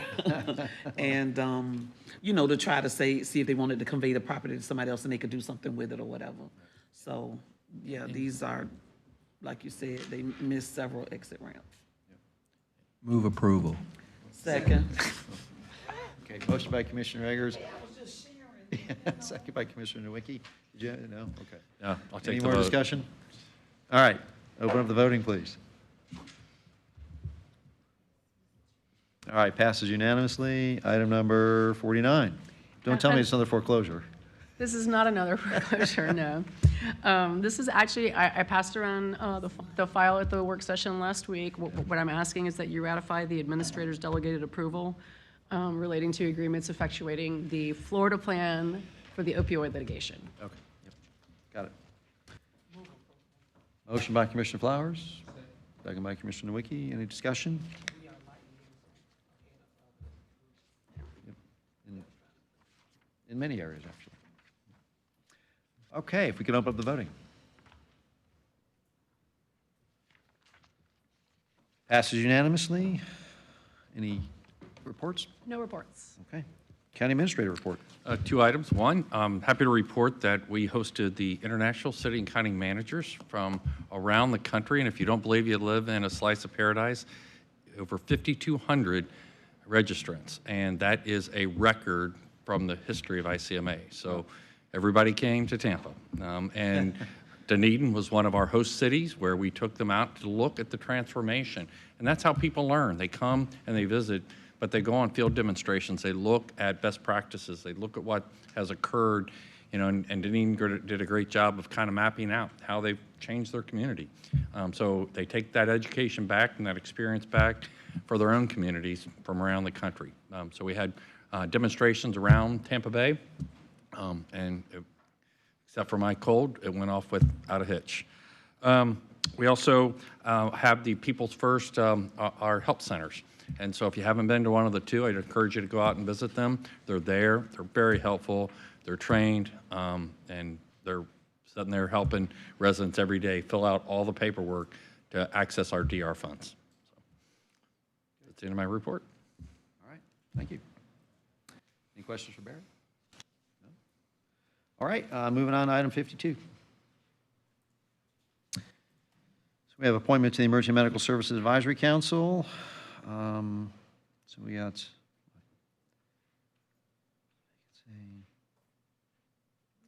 so voice vote will suffice on this one. So a motion by Commissioner Nowicki, second by Commissioner Eggers. Any discussion? All in favor? Any opposed? Okay. Passed unanimously. Item 53. Appointments to the Palm Harbor Community Services Agency. Individual appointments by Commissioner Eggers, Nowicki, and myself. All right, we have a motion by Commissioner Eggers, second by Commissioner Flowers. Any discussion? Okay. Hearing none. All in favor? Aye. Any opposed? Passed unanimously. Okay, now on to item 54, selection of the 2026 chair and vice chair. I received expressions of interest from Commissioner Eggers to be chair and expression of interest from Commissioner Latvala to be vice chair. So what is the will of the board?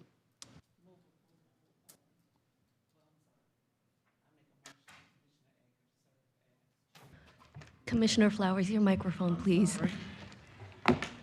I move approval that Commissioner Eggers be nominated as chair for the Board of County Commissioners for 2026. Okay. Okay, we have a motion by Commissioner Flowers, a second by Commissioner Scheer for Commissioner Eggers to be the chair in 2026. Any discussion? Okay, all in favor? Aye. Any opposed? Okay, passed unanimously. It was close. Thank you. That was like razor thin margin.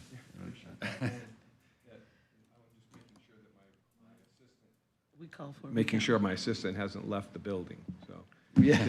That she's. Well, I just heard a car start. That she's equally excited about the opportunity, but thank you all for your confidence, appreciate it. Okay, and now a selection for vice chair for 2026. Commissioner Latvala has expressed his desire to be that, and I know we had, I think from Commissioner Flowers and also Commissioner Scheer, they had put an option on the table to be interim in the event that he was unable to serve in that capacity. He has not rescinded his, his desire to be vice chair for 2026. So from my perspective. Move approval for that's- Commissioner Latvala to serve as vice chair. Second. And then with the caveat that I guess we all could share in the duties until he's able to return. And if we had to make a change or something in January. Later we down, could- yeah. We could, so, okay, so motion by Commissioner Flowers, a second by Commissioner Eggers. Any further discussion? Okay, all in favor? Aye. Any opposed? All right, passed unanimously. All right, so now we're going on to County Commission new business. All right, who wants to start us off here? Well, the dog can't. Jeez. All right, well, I guess we'll go over here, Commissioner Newlicki.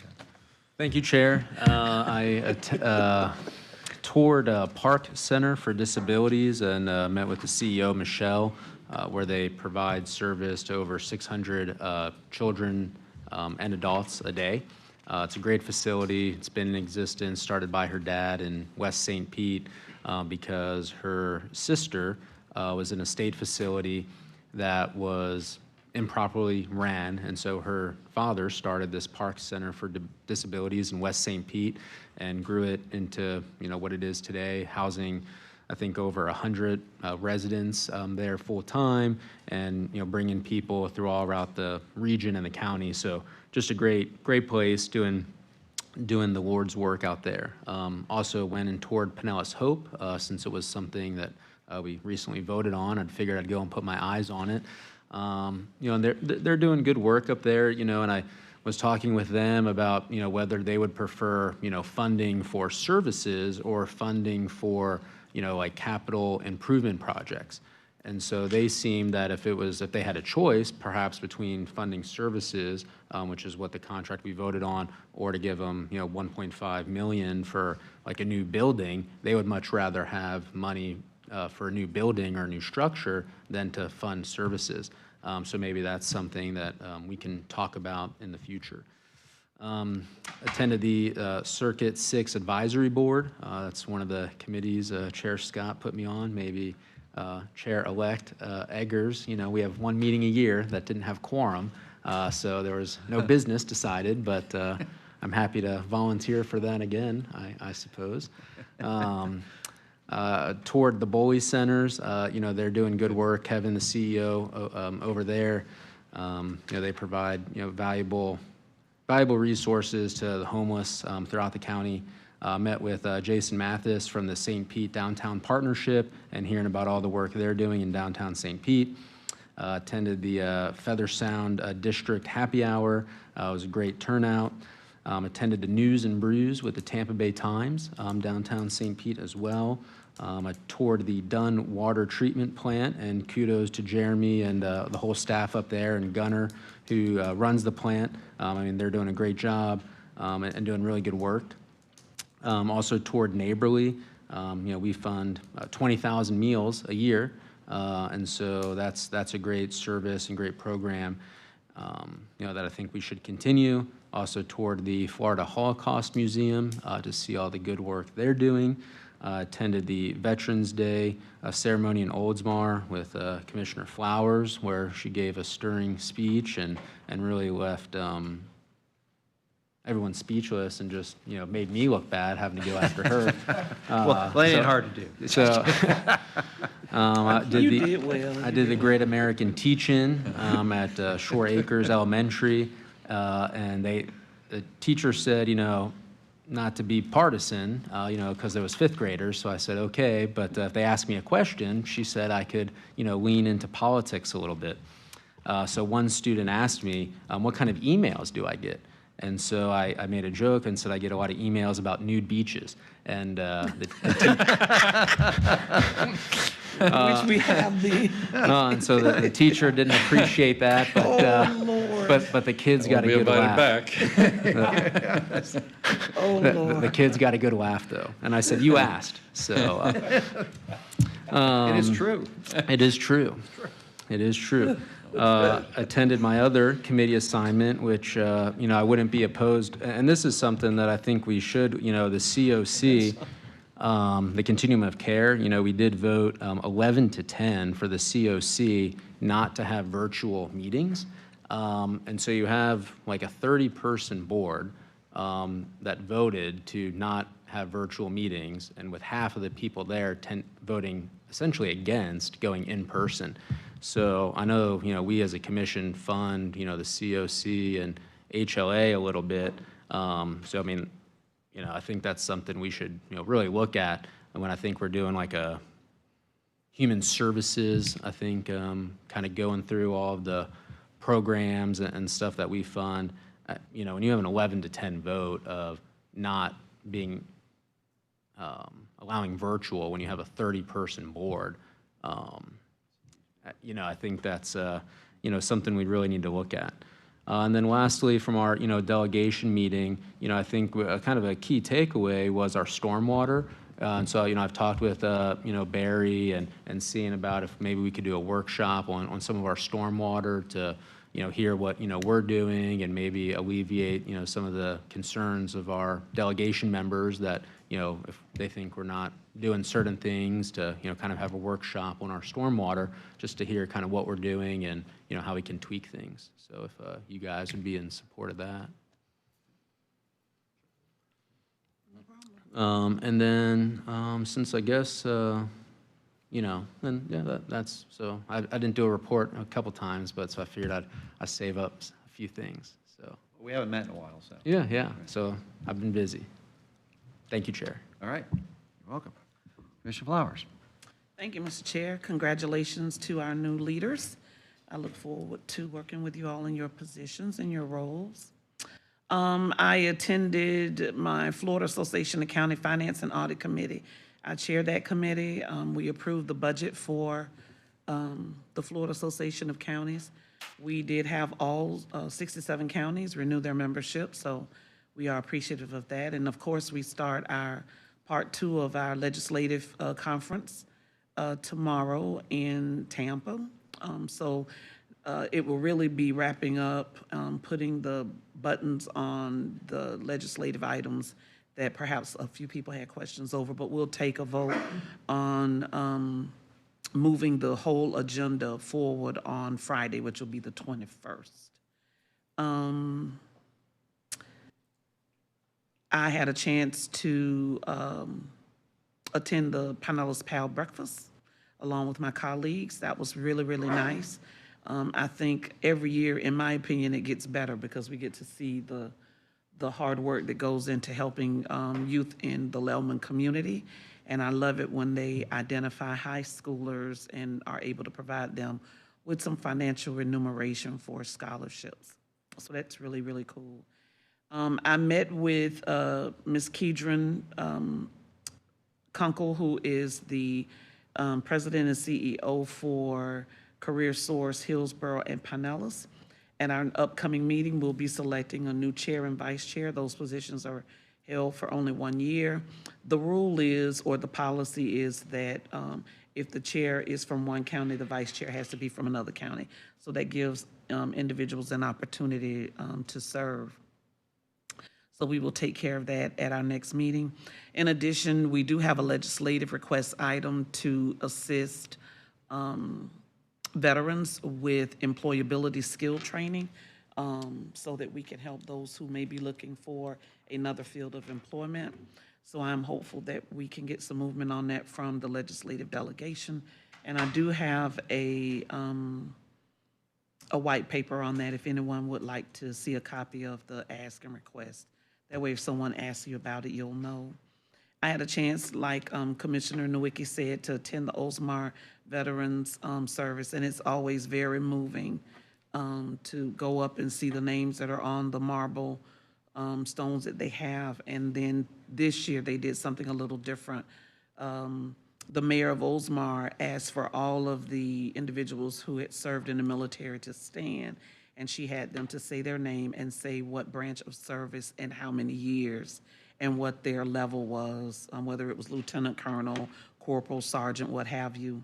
And so that was a really nice event. It was cold though, but that was a really nice event. I attended the Palm Harbor Fire Station, ribbon cutting, well, not ribbon cutting, Yeah, it was kind of like. what they call it? Uncoupling, Uncoupling. that's right, yeah. Uncoupling. And that fire station is really, really nice, and what they have done to try to assist with the chemicals and things that the firefighters have on their uniforms when they return, and having a clean room on the total opposite side. It was just a very nice place. So if you get a chance and you're up that way, just stop by and give them a holler. I continue to attend the NACO meetings that are dealing with all of the changes. We were very happy that we don't have to deal with the government shutdown on our agenda anymore, but we are still working on the affordable housing component pieces and some of the new policies that are being proposed as it relates to how HUD funding will be distributed throughout the states. Sprouts is now open in South St. Pete on US 19 and about 40th. So if you're down that way and you want to shop at Sprouts, please feel free to go in and visit them. I attended my area agency on aging board meeting. We passed our budget, a very clean budget. We did have a slight reduction in some of our financial areas, but the one thing that we were able to get, if you all recall, I mentioned that we were losing some funding from DOEA because of what was going on with the federal government. However, we were able to get that funding back. So as of October 1, $184,806.75, we were able to retrieve back. And that takes care of our MIPA program, which is the Medicare Improvements for Patients and Providers, making sure that seniors know what services and what options they have as it relates to their Medicare funding. So I was really excited about that. And then for the rest of the week, starting tomorrow, I will be over in Tampa, hopefully doing some good work on behalf of the residents of the state of Florida and setting forth our agenda. I know you have several conflicts, and you'll be there? Okay, for the board meeting. And I've already shared with them, Commissioner Latvala wouldn't be there, but of course. So thank you so much for making room for that. I appreciate you for that. I look forward to bringing back that information that we have. A lot of things that are on our agenda as it relates to legislative matters, there are also things that are on the agenda for FAC, so it's always good to be on the same page. So that is all that I have. Thank you very much, Mr. Thank you, Commissioner Flowers. Commissioner Eggers?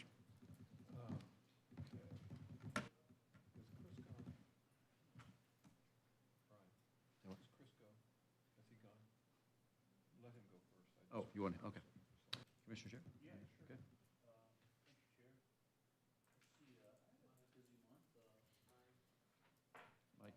Mike.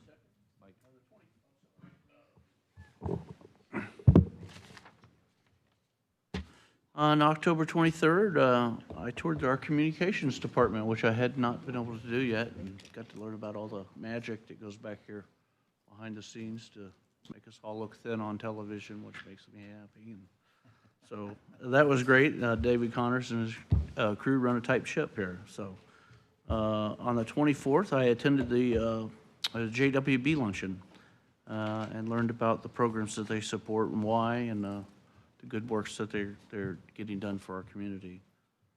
On the 26th of October, I, at the invitation of Commissioner Flowers, joined her for the 84th Annual NAACP Annual Freedom Fund. And I thought it was great because our commissioner here was the MC of the whole thing. So she did a great job. Thank you for coming. Made us all proud. Thank you for coming. Yeah, it was great. It was inspirational. Thank you for the invite. On the 28th, I started my morning bright and early, meeting with the Sunrise Republican Club with a bunch of go-getters who like to get up early and get me up early, and it was good. They're good people. Sunshine? Yeah, Sunshine, yeah. So that was great. The 29th, I toured the Boley Centers as well. I was very impressed. We went to 3 of their properties. I had no idea they had 2,000 homes that they rented out to people and just, you know, to help out the community. Their program is unbelievable. On November the 8th, I went to the Suncoast Fire Station number 28 groundbreaking. It was a barbecue. It was a lot of fun. It was a good time. see all the families of the people who work at that fire station, and they're so excited because it's an old building. It was a metal building, and they're due for a new fire station. That was great. And that night, I went to the park ball to support the hard work for the people who run park, which they are a treasure for our community for the work they do. Let's see.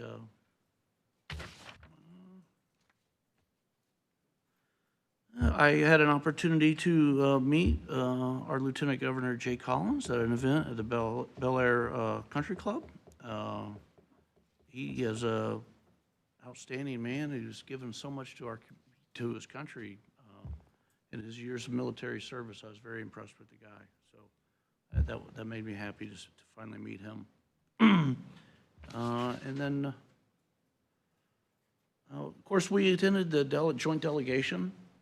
And I enjoyed doing that as well. I did want to, just as this is new business, I would like to say that next year I'd really think it would be nice to have that meeting before the deadline to get local bills into the House. Because I wanted to talk to them about local bills that I had ideas for, and the point was mute by the time we got there. So I'd kind of like to, I don't know who organizes that or how, but I'd like to get that done. And then also on the 14th, I attended the Alberto Giacometti showing at the Dali Museum. Commissioner Widowicki was there. That was great. It's supported by the PI and the TDC, and it was a great event, and it was good to see all the people there that support the Dali and thank them for doing that. So anyway, it was a busy month, and thank you. That was pretty much my report. Okay, thank you, Commissioner Scheer. Commissioner Beggs, right? Yeah, thank you, yeah. Real quickly, there's quite a few things, so I'll touch on them as quickly as I can. We had a town hall meeting in Palm Harbor to show the plans for the new recreation shelter center. A lot of people came out just to see the plans or to see the renderings and have the discussion. Erica did a great job, as usual, running that presentation. Had some staff there. A lot of community excitement, so that was good. Attended the 7th annual Lift Rise Awards, Learning Independence for Tomorrow. Great group of folks and award winners, and just really a good program there. And get a chance to see it's getting better and better every year. Those the ceremonies themselves. So. And also attended a Gold Star tribute. There was a wall ceremony, so to speak, on 49th Street at the, what's the name of the facility? Is it the motorcycle?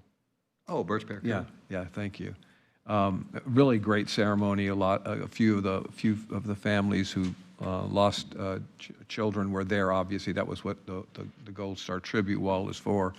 Very emotional, really good, and just enjoyable to be there and to be a part of that. Palm Harbor Museum had their annual fundraiser, Wine Around Palm Harbor, last week. That was really good. Area Agency on Aging, Pasco Pinellas, they had a wonderful event. Thank you for your participation on that board. It's really great to see, and honored Martha Linderman. And you said she was the creator or of the Baker Act, or? For the Baker Act, and she taught that process and that program throughout. Excuse me, Commissioner, your microphone. I'm sorry. And she taught that program throughout law enforcement and social organizations, like back then it was HRS, then DCF. So it was nice. It was nice to give her that those kudos, and she was a really good program, and they did some good work raising some money. So it was good. A friend of mine, Commissioner Gao, and his family, they lost their daughter, 30-year-old daughter, passed away a week and a half, 2 weeks ago. It was just tragic, and they had Jeff Gao. Yeah. Really? Yeah. They had a ceremony for her this past Saturday. Just devastating, and only parents who've lost kids can understand fully, but certainly can't imagine. But anyway, our prayers and condolences to that family from all of us. there was a group called RNR, which is Rescue Not Retail. It's a fundraising group. They had fundraising this past Sunday. And what they do is they raise money to get food and supplies and all of that for pets of veterans. So they do, it's a really targeted market that they go after and help out, and a lot of their work is over at HEP, a couple of other communities as well, but they did great work. They had a good fundraising event on Sunday. Congrats to them. I attended Veterans Day celebration in Dunedin. That was really good, enjoyable. They did a great job. The VFW emceed the event. Super job on their part. Let's see, we have the ARC Innovation Center opening, I guess, so to speak, the reopening on November 19th, that is tomorrow at 6 p.m., if you guys get a chance. Let's get to that. And then I think the Arts, the annual Creative Pinellas, they have an event this Friday at 6 down at their facilities on Walsingham. I was also at the fire station grand opening. It was really good, a lot of energy, excitement. Certainly the building's in a lot better place and a lot better condition, and can do, what they say, about 45 seconds quicker response time. So those 45 seconds can make a big difference when you're trying to save somebody's life. So anyway, they were a great job by the staff pulling it all together. I know Pinellas County worked closely with them, making it happen. Penny money was used, et cetera. So anyway, good program that day.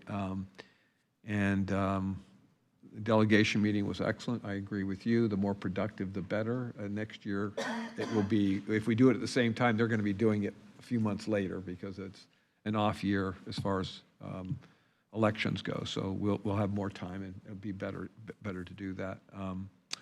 And then all I would say is I got a note from Stacy. We'll be sending out a few emails here in the next few days to get your input on next year's boards and committees. We know where you are this year. We know we'll hear what you want, and then we'll see if we can work out the best we can. But try to get those back as soon as possible.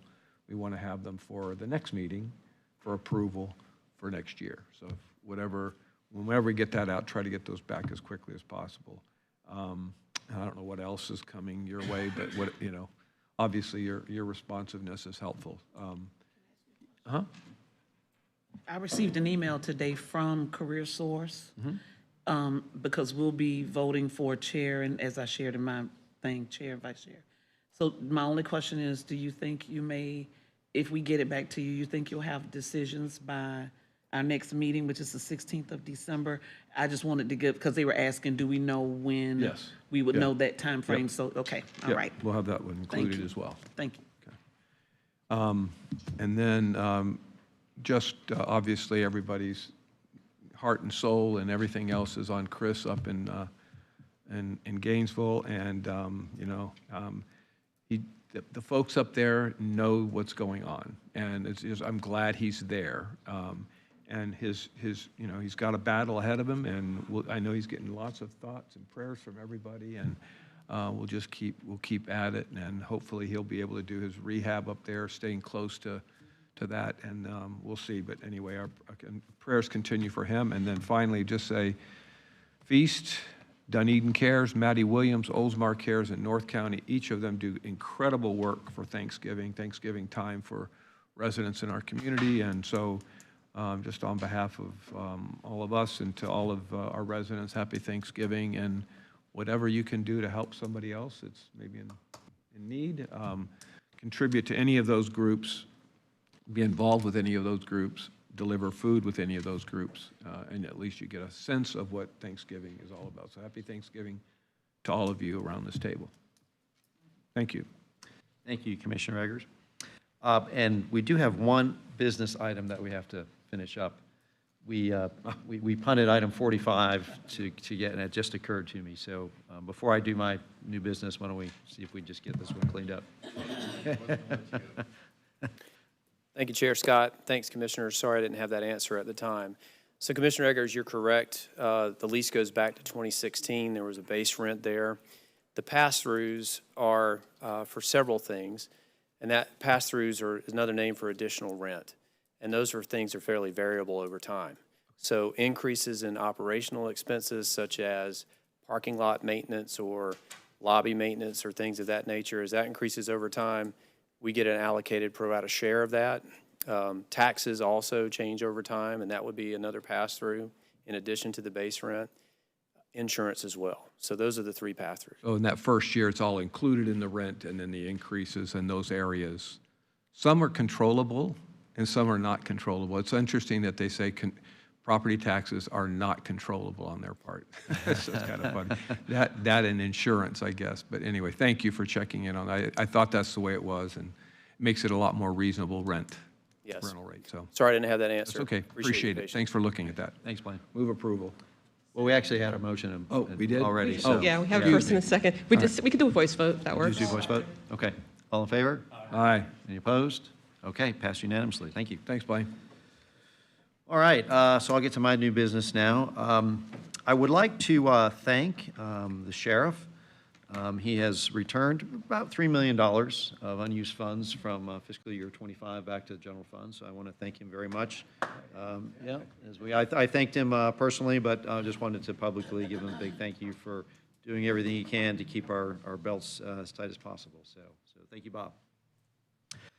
So since our last meeting, been pretty busy actually, but it's been a while since we've had a meeting. I was at the canvassing board for I think 3 or 4 different days for the City of Seminole elections. So congratulations to Mayor Waters for her reelection. I traveled to Orlando with a group of 4 Pinellas board members to visit Metro Plan Orlando, which is their joint 3-county MPO that they've had in place since 1977.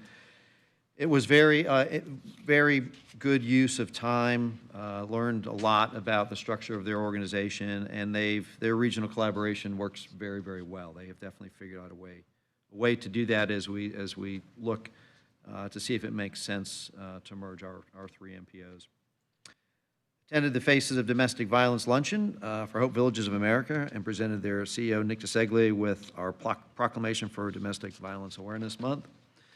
I've also met separately with nonprofit leaders from PARC, Florida Orchestra, Feeding Tampa Bay, Neighborly Senior Care Network, and Home Base, all doing work in our community and helping to meet the needs of our residents.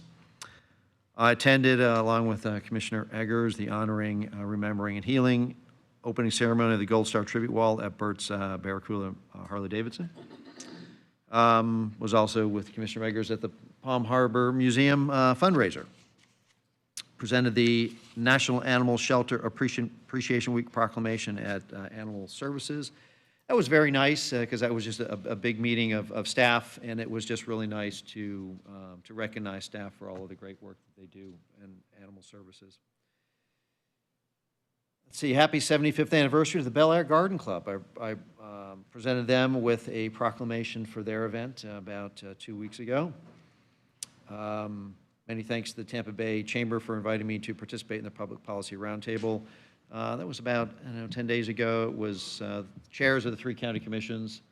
And now, the only downside is it had to be in downtown Tampa at 7:30 in the morning. I didn't really enjoy that part of it so much. But it was a very nice event. So kudos to Commissioner Starkey and Commissioner Hagan as well for participating. That was a very nice event. Attended the Pinellas Pal Breakfast, the Bowser Ball, the Lincoln Day Dinner, and the opening ceremony of Palm Harbor Fire Station number 68, and with Commissioner Eggers, Commissioner Flowers, and another big thank you to Commissioner Flowers for driving all the way from St. Pete up to Palm Harbor to attend that.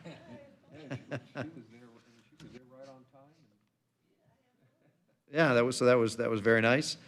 And then last Friday night, I guess it was, Friday evening, Congresswoman Luna hosted a Friendsgiving event at her office, and it was very well attended. There was at least 200 people there, and I recognized her and presented her with a key to the county for all of her work during hurricanes last year, and everything that she's done to help us with grants for hardening, Lowman Exchange, and also all of her hard work with the Army Corps of Engineers on getting us over that hump here. So, anyways, she was thrilled. She was absolutely beaming. Worked it out with her aide Olivia. She didn't know it was coming, so it was very, very nice.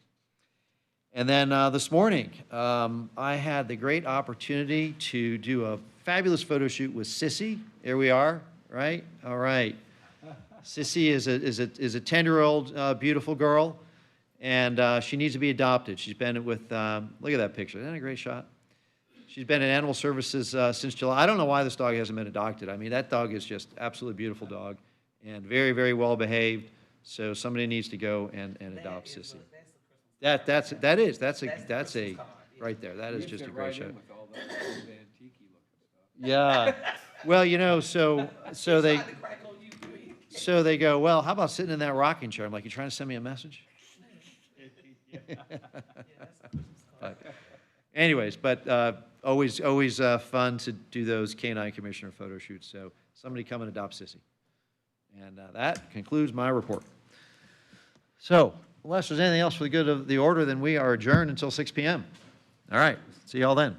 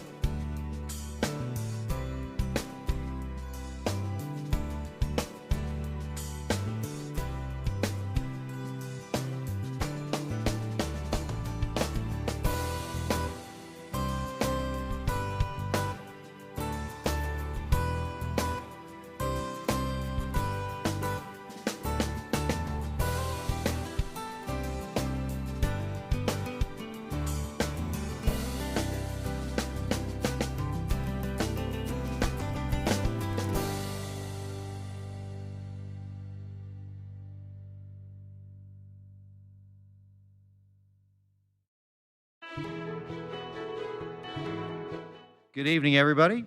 I would like to call our November 18, 2025 public hearing to order.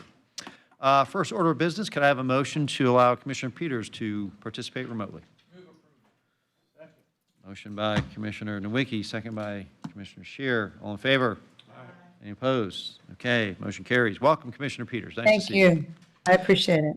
And before I forget, because I will forget, I would like to thank our deputies for keeping us safe this evening. Deputy Winnick, Deputy McSweeney, and Deputy Atkinson. Thank you so much, gentlemen. Appreciate you both, all of you. All right, so now moving on to item 56. Thank you, Mr. Chair. Agenda item number 56 is a proposed ordinance that will allow human resources staff to fingerprint and receive Florida Department of Law Enforcement and Federal Bureau of Investigation's criminal background records to screen county employees and applicants for positions that are determined by the Chief Human Resources Officer to be critical to security or public safety. The public hearing was properly advertised and an affidavit of publication has been received for filing.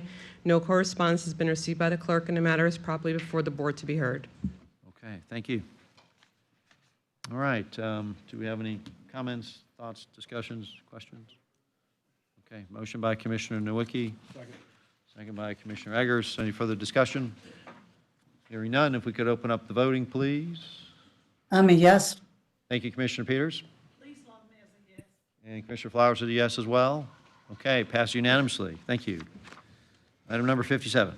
Agenda item number 57 is an amendment by resolution supplementing the fiscal year 2025 budget, realigning reserves, and recognizing unanticipated revenue for requesting departments. The public hearing was properly advertised and an affidavit of publication has been received for filing. No correspondence has been received by the clerk, and the matter is properly before the board to be heard. Thank you, Madam Clerk. Okay, do we have any thoughts, questions? Motion by Commissioner Nowicki. Second by Commissioner Scheer. Any further discussion? Hearing none, if we could open up the voting. And I'm a yes. Mr. Chair. Thank you, Commissioner Peters. All right, passes unanimously. Moving on to item number 58. Agenda item number 58 is an amendment by resolution supplementing the fiscal year 2026 budget, realigning reserves, and recognizing unanticipated revenue for requesting departments. The public hearing was properly advertised. An affidavit of publication has been received for filing. No correspondence has been received by the clerk, and the matter is properly before the board to be heard. Thank you very much. Okay, questions? I had a quick question. Okay, Commissioner Scheer. $191 million unanticipated, where's that coming? Is that the? That's a hospital direct payment, so this is coming from the federal government to our hospitals. We're the pass-through for that. And we did not know that? Oh, No, it goes right to them? they amended that after the budget was done, and so this is just recognizing that additional revenue. Okay. We're going to give it to somebody else. We put an administrative fee on for passing that through, and then it goes to the hospitals. And it was a negotiated agreement between all the hospitals, which is the reason it sat there for years and never got done, because they had to have agreement on how they were going to do that. So we're going to keep 19 million of it? I'd like to keep 191, but I can't. No, we just have a small administrative charge to be able to manage it. We have to put the package together. We have to submit it. We have reports. So we have an administrative fee for that, and then they get the remainder. It's a pass-through to our hospitals. Just had a question. I didn't remember hearing it at the No, it's workshop. a big chunk of money. I'm glad you asked it. Thank So. All right. Motion by Commissioner Nowicki, second by Commissioner Flowers. Any further discussion? Hearing none, if we can open up the voting. And I'm a yes, Mr. Chair. Thank you, Commissioner Peters. Passed unanimously. On to item number 59. Agenda item number 59 is a ranking of firms in agreement with HDR Engineering Incorporated for a 5-year update to the Solid Waste Master Plan. No, this is a consent agenda item. It's also companion to item number 58. No correspondence has been received by the clerk, and the matter is properly before the board to be heard. Okay, thank you. Motion by Commissioner Eggers, second by Commissioner Flowers. Any further discussion? Hearing none, if we can open up the voting. I'm a yes, Mr. Chair. Thank you, Commissioner Peters. Passed unanimously. All right. I don't think the next few items are going to go quite as quick. So moving on to item number 60. And Mr. Chair, if I could, just before the clerk reads the notice into the record, just because we had a little bit of confusion at the last hearing because there were some land use and zoning cases that were not heard how you normally hear these cases. case number 61, or 60 and 61, which is a future land use amendment requested change and a zoning requested change. She'll read both of them into the record. There'll be a single staff presentation, a single public hearing, and 2 votes. First, you'll vote on the land use. If that is passed, you'll vote on the zoning. So 2 separate votes, but single everything else. Okay. Agenda item number 60 is case number FLU 2508. This is a request by Justin Gringerich of Ignite Academy Incorporated for a future land use map amendment from residential rural to institutional on approximately 5.23 acres located at 2271 Keystone Road in East Lake Tarpon. Agenda item number 61 is case number ZON 25-07. This is a request by Justin Gingerich of Ignite Academy Incorporated for a zoning change from RA Residential Agriculture to LI Limited Institutional on approximately 5.23 acres located on 2271 Keystone Road in East Lake Tarpon. Since this is a quasi-judicial hearing, all those individuals who plan to speak on this item must be sworn in. For those wishing to speak, whether you are attending in person or virtually, if able, please raise your right hand. Do you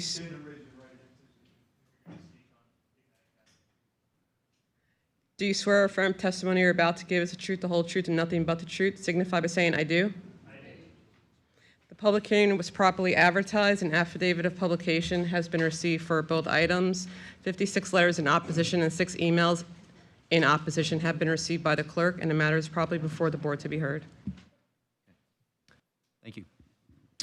All right, so I'm assuming that we're going to want to see a staff presentation on this, so. Scott? Come on up.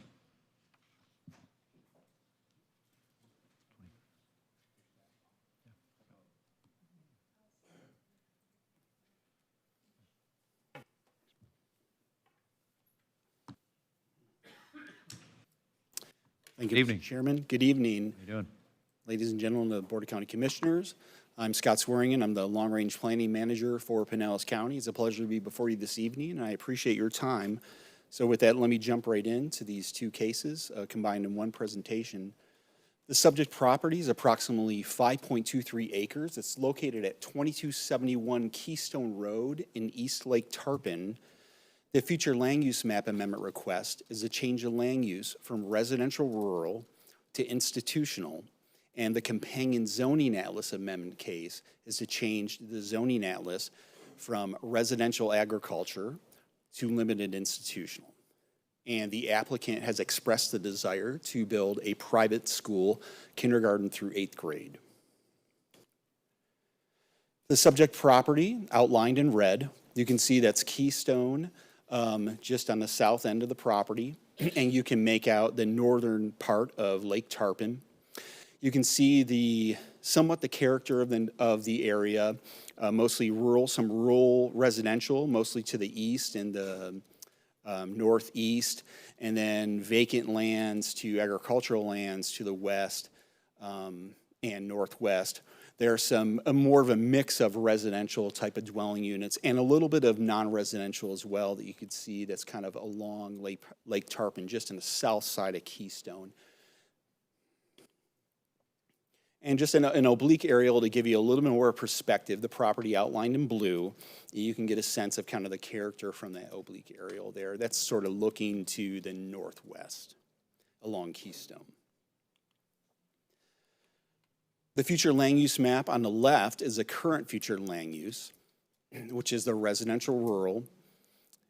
And you can see it, and it is also within the East Lake Tarpon Community Overlay District. It's at the very northwest kind of corner of that community overlay district.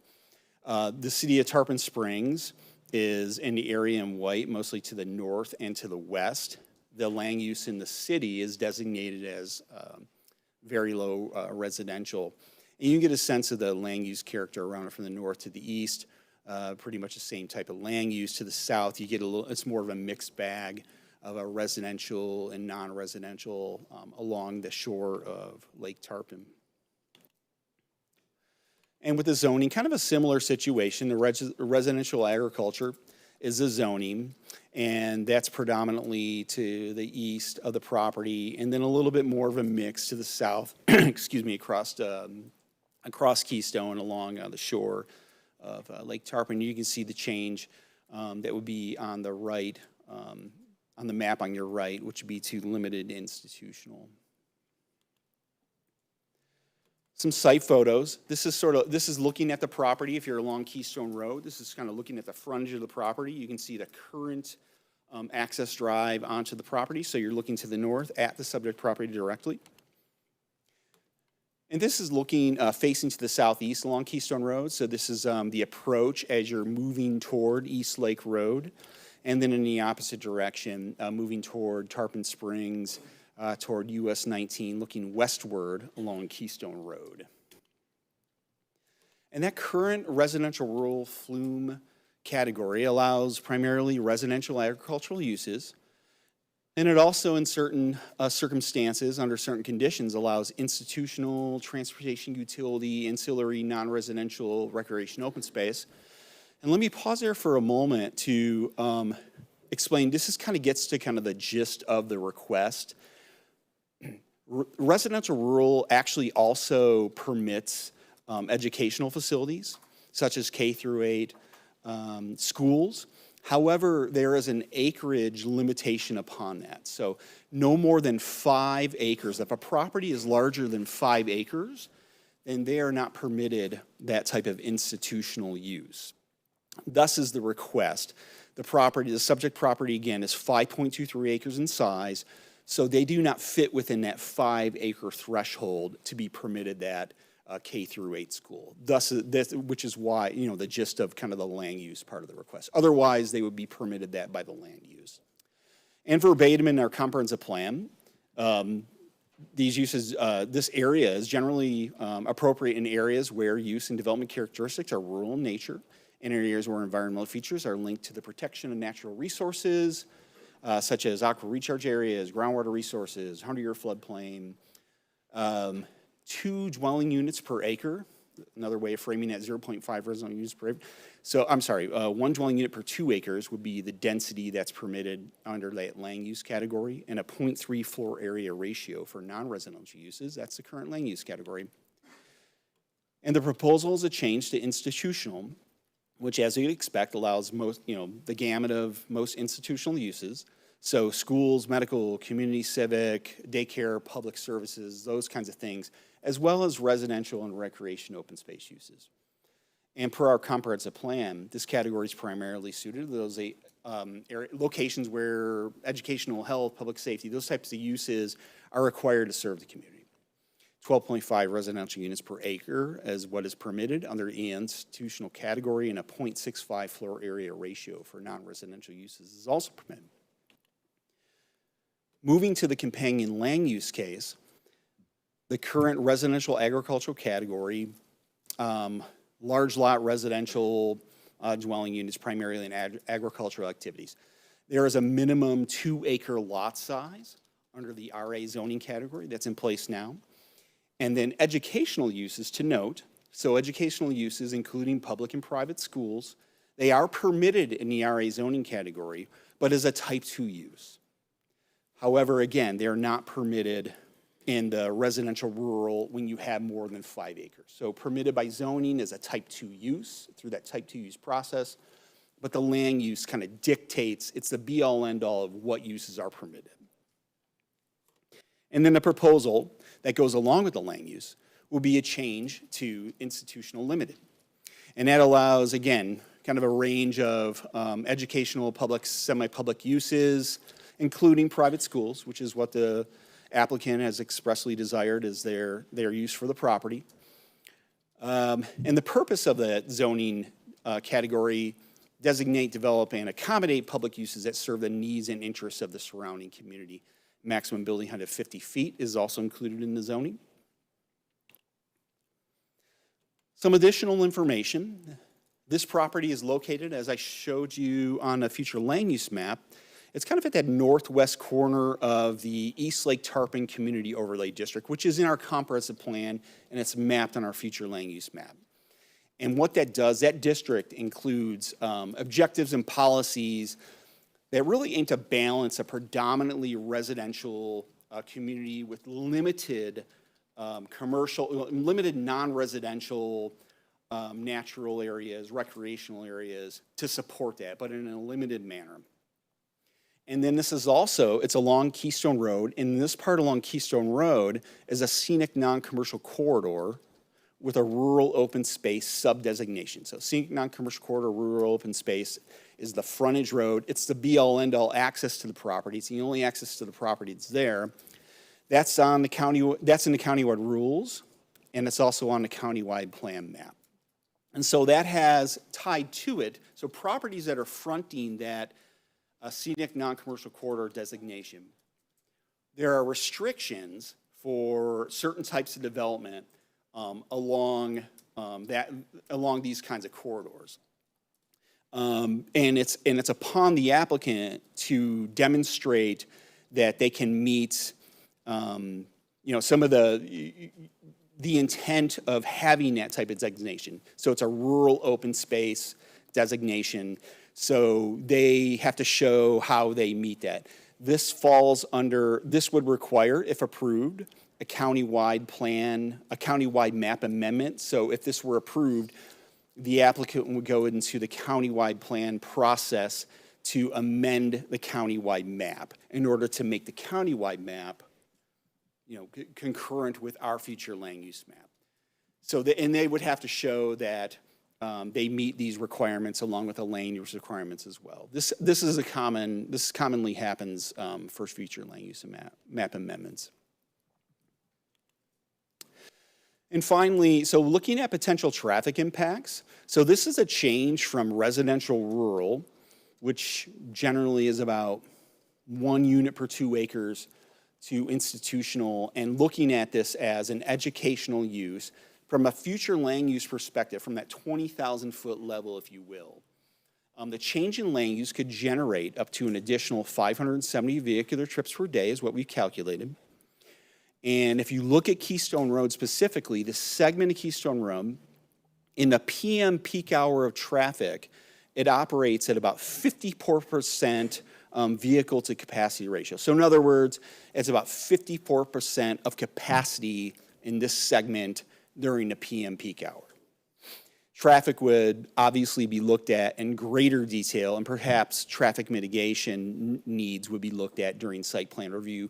But we do look at it, and we want to provide you with information at the future land use map level. With regard to flood risk, this property is neither in the coastal storm area, the coastal high hazard area, so low flood risk for this property as we've looked at. So in summary, staff is of the opinion that these proposed amendments are appropriate, and especially when we consider the site's frontage along Keystone Road, narrow property, 5 acres. It's not a property that likely could develop into a subdivision or anything like that. It's a smaller property. Keystone Road is a 4-lane divided arterial, and so having a lighter non-residential use onto Keystone Road, not necessarily retail, but having something else that would work well with the access on and off of Keystone. If that's your address and if that's your access on Keystone Road, staff feels that this is an appropriate change in land use to the subject property. It's consistent with other uses in the area. There are, as you move along Keystone Road, you do see institutional uses like educational uses, ALFs, religious institutions and whatnot kind of spread across the corridor as well as along, just in that area, in that vicinity in general. Staff also finds this consistent with the comprehensive plan. The local planning agency recommended approval at your October 8th hearing for both the future land use map amendment request and the zoning atlas amendment request. The vote was 5-1. There were folks that spoke on this matter, some in favor, some opposed. The gist of the opposition at that hearing was with the rural residential character of the neighborhood and the potential for traffic impacts on Keystone Road. That was the gist of the comments. That concludes my presentation. I would be happy to try and answer any questions if you may have.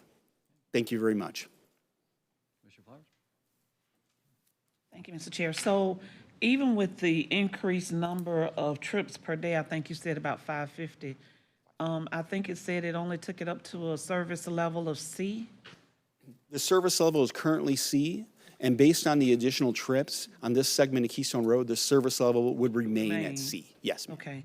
And then from the photo that I saw, it looks like a little small service road, I guess, going up in there, which would be the front part of it. So that would be the entrance, based on whatever their character design would be for the building of the school, if this should pass, that would be their only entry point off of Keystone? That would likely be, well, they're incredibly limited with the amount of width along Keystone, so that would most likely be their entry point. I can't imagine that there could be more than one entry point along Keystone. I can only imagine that that would be the entry point that would be utilized if the site were developed as such. Okay. And then my last question is, when I'm going up to Pasco County, I take this route because it's less traffic. But how close would, I saw where it has buildings that would be compatible in zoning perhaps for the school, but how close is the closest residential, either house or apartment complex or whatnot, since that seems to be a concern for some? Well, it's a good question. There's currently a residence on the property, and there's a residence on the property directly to the east as well. There are mostly kind of larger acreage, rural residential, single-family properties along that north side, mostly moving to the east. Now, as you go west, it gets a little more sparse. The city of Tarpon Springs zoning, immediately to the west is agriculture. It's a little more kind of more vacant land, open land, but directly to the east and to the north is a lot of large lot, single-family residence. And then, of course, across Keystone to the south, you have more of a mix of, like townhome type, multi-unit developments and single-family as well. Thank you, Mr. Chair. Questions?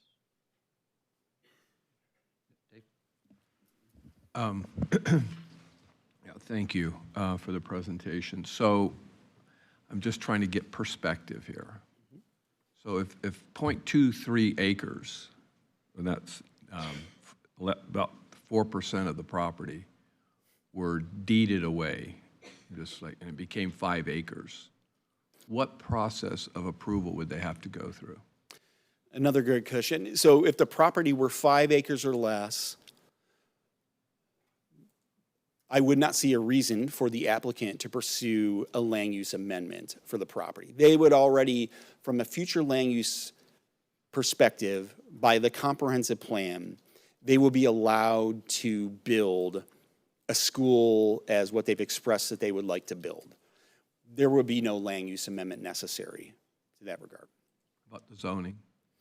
Zoning, the zoning is residential agriculture. The type of facility is permitted by the zoning. However, they would have to follow a type 2 use request.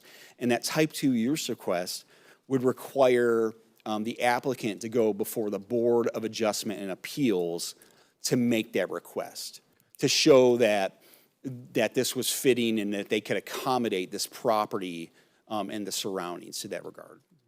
So instead of not deeding off 0.23 acres and having to deal with this, I mean, they're asking for quite a bit more rights to the property than they have. I mean, it's commercially based rights. I mean, it's almost like we're giving them over rights if we're that close to getting what they need done without the additional rights. And again, I'm just trying to talk through for perspective. Again, I'm not suggesting anything other than trying to understand the process. The 500 plus 570 traffic count for this development, yes, sir, with the current land use and zoning, what's the most intense thing that could be done, and how does that compare to what would be allowed under this change? Under the current land use of residential rural, the traffic count would be significantly lower because the maximum development that you could achieve on the property would be up to 3 dwelling units. 3 what? I'm sorry. 3 dwelling units. Now, when you include the zoning, if the zoning were to remain as residential agriculture as it is, that requires 2-acre lots. So if you just look at land use, as we do when we look at traffic, it would be up to 3 dwelling units you could have on a property. If you looked at land use and zoning, you couldn't get more than 2 dwelling units on a property. So the 0.23 acres is pretty magical. In this case, In terms of having rights that are much more than just 2 or 3 houses on there. in this case, it appears so, yes. All right, I think that's all for now. Thank you. Thank you, Chair. Can you kind of explain how the East Lake Tarpon Community Overlay was intended to function? We have a little more than a half dozen, I believe, community overlay districts in unincorporated county. And these districts are a part of our comprehensive plan. They're in our future land use element. They include goals, objectives, policies that try to bring areas into cohesion as a community, if you will. Now, I don't know the date that this overlay went into place. It was at least 10 to 15 years ago that this overlay went into place. But its intent is written into the overlay itself, which is for a primarily low-density residential community with services, to paraphrase, services limited to serve the community. So not really to have kind of regional or other types of retail that kind of brings people in and out of the area, but to have enough services to serve that community specifically. That's the gist of how the overlay was written. And it is in our comprehensive plan. So when we have a project, when we have a future land use map amendment request in one of these overlay districts, we are to review policies, objectives and policies to make sure that what is being proposed is, from a planning perspective, is in line with what is written in our comprehensive plan. And so it's my understanding that that overlay was to kind of protect the rural character of that neighborhood. Yes, sir. And now we're saying, or you're recommending, we don't want to do that on this piece of parcel anymore. What is being proposed and the way that we've looked at it and evaluated it is a use that is complementary to the residential character of that large East Lake community. So we have, for example, we have neighborhood retail, mostly along East Lake Road in the community. We have a library. We have assisted living facilities. We have religious institutions, and we have schools as well. And those things are deemed as being appropriate and necessary to support the community. And that's why we have made the recommendation we've made. And so would this kind of be like opening the door to like all future institutional uses on this site? So like if it's approved, let's say the school is there for 10 years, it folds for whatever reason, somebody could come in and say, I want to build a assisted living facility. That would be like, okay, wouldn't have to come necessarily back for discussion. That's a good question, and that's true. The uses in the future that would be permitted on this property would be those uses under the future land use category of institutional. Would include generally. Now there are other limitations, right, that could come into play, but generally would include those uses as well. That's correct. Okay, that's all I got for now. Thank you. You're welcome.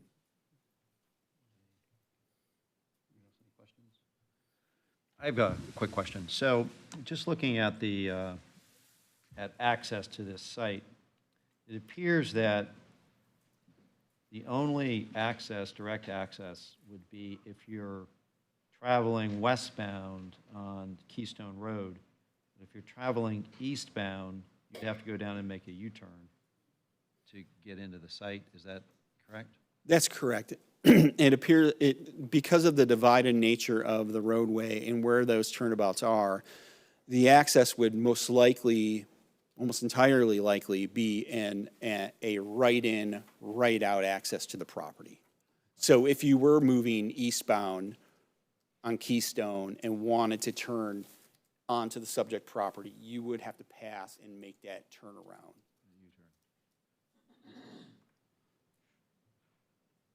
Is it envisioned, could they request a traffic light there in the future? Would that go through? My understanding is that they would most likely not be warranted for a light, but I can't, even if I were a traffic engineer, I'd probably say the same thing. It would need to meet warrants in order to fulfill the need for a traffic light, and my guess is that it would not. Okay, appreciate that. You're welcome. Okay, and then, so to tie on to Commissioner Wickie's question, let's say that the school goes there and in 10 years it's no longer viable, so it gets torn down. Could somebody put multifamily residential there? Under what it would, under the new? One thing that I did not mention is that the limited institutional zoning does not permit residential. So based on the zoning, they would not be permitted multifamily residential.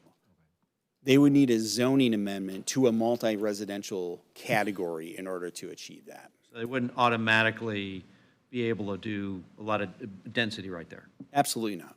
Okay, great. Thank you. Okay. Commissioner Eggers, and then we'll. So again, I'm just getting back to the kind of historical perspective on the road there, because we do have churches there. We do have, actually, we have some office. We have retail center.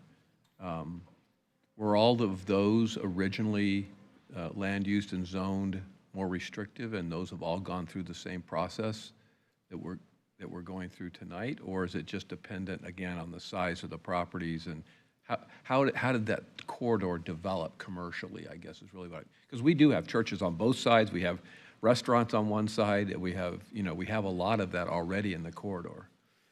Yeah, it's a combination of, for example, the scenic non-commercial corridor aspect of Keystone Road, that changes as well along Keystone. So it changes the ability to pursue certain land use designations. The countywide rules over the years have changed as well. So there can be properties and developments that predate the current rules when they went into place. The property directly across the street on the south side, for example, that's a residential plan development. So that's under a master plan development that went to the Board of County Commissioners for adoption. It specifies, it's very deliberate and specific in the uses and the development parameters that it specifies. I think those things can be more palatable sometimes for adoption because they had that specificity. But it's really kind of a mixed bag. Again, the primary, and per the community overlay and what's arguably appropriate, the primary land use and primary development along the corridor is rural residential. And then, as you noted, Commissioner, there are instances along the way where you'll find institutional uses like a school or a church, some limited retail, some limited office that goes in as well. It just sort of, that mix just kind of comes into play and contributes to the overall development of that East Lake community. Thank you, Chair. And so to, kind of, maybe not like multifamily, but I think like a lot of the concerns that the neighbors have is, like, again, let's say the school folds, but maybe they won't increase density, but under that institutional use, they could put a behavior health facility or a addiction treatment center could go there, right? In 10 years, if the school folds under that use, like a mental health facility could go in there and occupy it. Theoretically, now they would have to meet other criteria as well. I mean, it's just not the land use that would dictate to that in that instance. There would be other criteria as well with zoning, and obviously, other regulations outside the county that would perhaps come into play. But it definitely opens the door. I would agree. Okay, thank you. Yeah, thank you, Chair. Are there other K-8 schools in this area on Keystone Road? Pardon me, I missed that. Are there other K-8, kindergarten through 8th grade schools on Keystone close to this one? Are any schools right there? I'm in my mind driving Keystone Road. Okay. I was just thinking maybe that the traffic would be pulled for. On East Lake Road. My colleague is approaching. Michael Schoderbach, zoning manager. Yes, down the street to the east is the Solid Rock. It's a private school. Would this site require on-site stacking for the, Yes. so like, I don't know what the matrix is for determining the amount of stacking? The parking ratios are determined by the students. So number of students in the school, there's a ratio for parking requirements. They do have requirements for all queuing must take place on the site. So with this site, the depth on it during an early assistance meeting where we looked at a concept plan, they do have significant depth to provide stacking on there, but they will have to demonstrate that they can meet it all on site. Okay, thank you. Any other questions of staff? No? Yes, Mr. Chair. Yes, Commissioner Peters. So I know it was brought up that a drug treatment program could be put there. Well, we own property just east of there, and I mean just east of there, where Axe is, and they have residential treatment for people for addiction. And we've never had a complaint from any neighbor ever. So I just don't know that you all know that there's a location there that the county owns and Axe, I don't know how many bed resident it is, but it's quite large facility. And we have never had, that I know of, ever a complaint from a resident. So I just kind of don't want to have a negative spin on that. If people are trying to get help, that's a wonderful thing. But it does state that it could be medical, which I assume could be a surgery center, or it could be a standalone emergency room. And then you'd have ambulances going back and forth. So I kind of get all that. I think a school is consistent and congruent with what's already on Keystone Road. And I think if you go down to the sports fields just a little farther, I believe east of there, you probably would get more traffic from those sports fields in the evening and on Saturdays than you would from a school. So and even if you did based on the report, I think just to make sure I understand this correct, it says you could do 12.5 based on the future land use map, 12.5 residential units per acre, which means you could put more than 60 units on that. And I think a school may be more palatable than 60 units of residential. I think the schools are congruent with what we already have there. So I don't see that as a problem. But I do have a question on the maps. And I know you said the only entryway in was off of Keystone Road, but when you kind of span out on those maps, there's a road, two properties over, looks like George Street. And you can see the back end of the property lots. That's not an alleyway, is it? No, it is not. It is not an alleyway. Okay, because I was just wondering if there was another way to divert traffic. If there was an alley, that would have been ideal. But evidently that's not an alley, so that doesn't work. Okay. Yeah, I just wanted to mention there is a very large drug rehab facility run by Axe just down the street at a county-owned facility. And they do amazing work.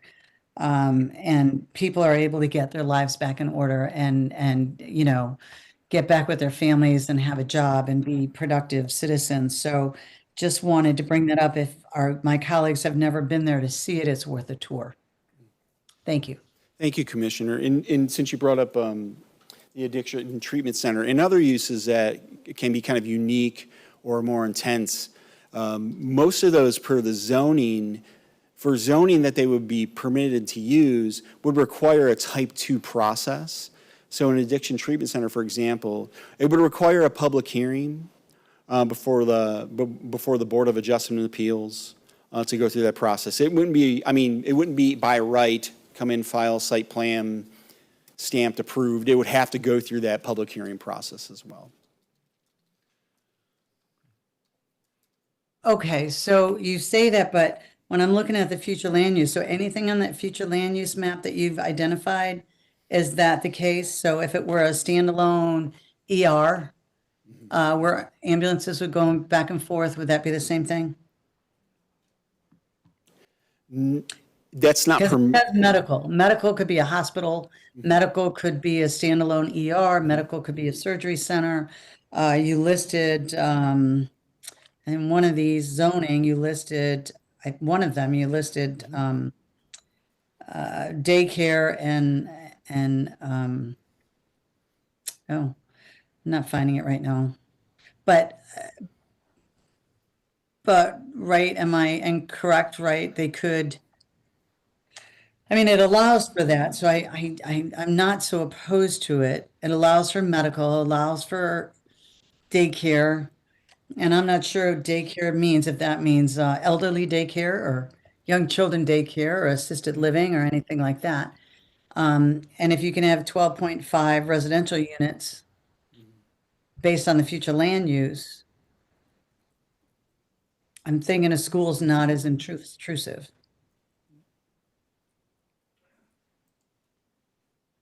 Am I right on those assumptions? I apologize. I think I missed the gist of your question. I mean, that would be an opinion of mine that a school will not be as intrusive. But as far as what could be permitted by the zoning on the property? Yeah, I mean, well, that's my opinion. I don't want to impose my opinion on you. But it could be a standalone, right? A standalone ER. But the current land use allows for all of this, correct? At the land use level, yes. But at the zoning level is when it gets into the specifics of, does it require a public hearing? Are there special, we have Article 9 of our zoning code that has special standards as well that are included with certain types of uses. So the scrutiny is much higher. The land use is just kind of giving you that broad brush of the types of uses. So I get it. So it does limit the range of education, but it does allow for education. And that's that extra, 3 blocks, right? The 0.3, is that where we're over? So it's allowed based on zoning, except that it exceeds by 0.3 on the acres. Is that correct? It exceeds by 0.23 acres in the land use. And by the current zoning, it would, just to be clear, I want to be completely clear, it would be a type 2 use, which would require a public hearing before the Board of Adjustment and Appeals. But it wouldn't require a land use amendment. Or a countywide map amendment or anything like that, which is what this request requires. Right, okay. Okay, thank you. I still think I'm clear on this. We're really talking about a 0.23 exceeding the size of the lot. I would concur, yes. Okay, thank you. Any other questions for staff? All right, thank you, gentlemen. Okay, so now we will invite the applicant up. Mr. Chair? Yes. And just for the record, the clock wasn't stopped on their presentation, so I'm estimating about 6 or 7 minutes left for staff to rebut. Okay. All right. 7? Okay, thank you. All right, so we have, with the applicant, we have Brian Onks Jr., Kurt Heinrich, and Justin Gingrich. So, Sir. evening, gentlemen. Just pulling up the PowerPoint, if you give us 1 second. Okay.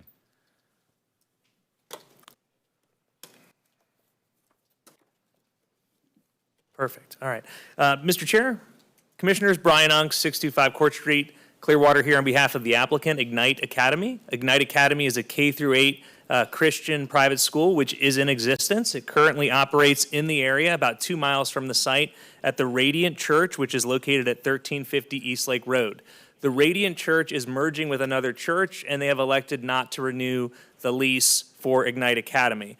So Ignite Academy is looking for their forever home, and this site was identified as an appropriate site for this use and is consistent and compatible with 2 other K-8 Christian schools directly, less than a quarter-mile away. And I'll get into the specific uses in a more clear map here in a moment. I'm joined by Justin Gingrich, who is one of the operators of the school, and I'm also joined by our civil engineer, Kurt Heinrichs, and the current property owner, Wayne Vaughn, is also here with us in the audience. I did want to just orient us, and I'm sure you're all aware of this, but what we're looking at on Keystone Road here is US 19 to the west and East Lake Road to the east. So this is not Keystone Road out east of East Lake Road. I wanted to make sure we were clear. We're between US 19 and East Lake Road. And as you can see, and again, we'll get into more specifics in a more clear map that outlines all the uses, but you've got a very intense, dense residential use to the southwest, right there on Lake Tarpon. We've got a site that will be developed that's going through the development review process with Tarpon Springs directly adjacent to the west, which will be residential. It will certainly be much more dense than it is now. So I don't want you to operate in a vacuum because that is going through the process. We've been approached by that applicant about potentially doing a joint access. We're open to that conversation, but we're not anywhere near that site plan level yet. Well, this is obviously not the site plan approval. We also have many houses of worship that are on this screen. And like I said, we have 2 large and successful schools that have about double the enrollment of this particular school. This school has 75 families and 130 students. So it is a much smaller school than the Plato Academy or the Solid Rock Christian School. So I wanted to get right into why are we here? And this has been brought up at length. We're here basically on a technicality. The land use and zoning allow the school to be there. The land use allows it as of right, and the zoning allows it as a type 2 Board of Adjustment approval. So if I was 5 acres or less, I'd be in front of the Board of Adjustment. I wouldn't be here. We approached the staff about this. I have an email here that I'd like to put on the overhead back in June, and asked, hey, we've got this site. We're over 5 acres, and the guidance was because you're over 5 acres, you have to do a land use amendment, which is totally fine. And that is correct, and they are 100% correct.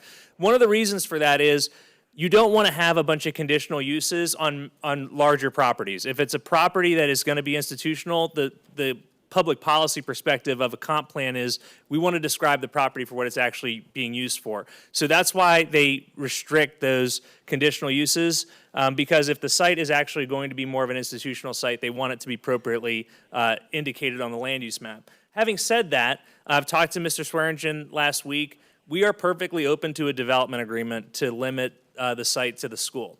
That's fine. It's not something that had been brought up at LPA. It's not something that had been brought up. But if your concern is opening Pandora's box, I just want to kind of address that right out of the gate and let you know my folks here who are looking for their forever home are not property speculators. They're not here to trick you to flip the site. That's not what they're here to do. You have a bunch of family members here that have students and maybe even siblings and future students of the school.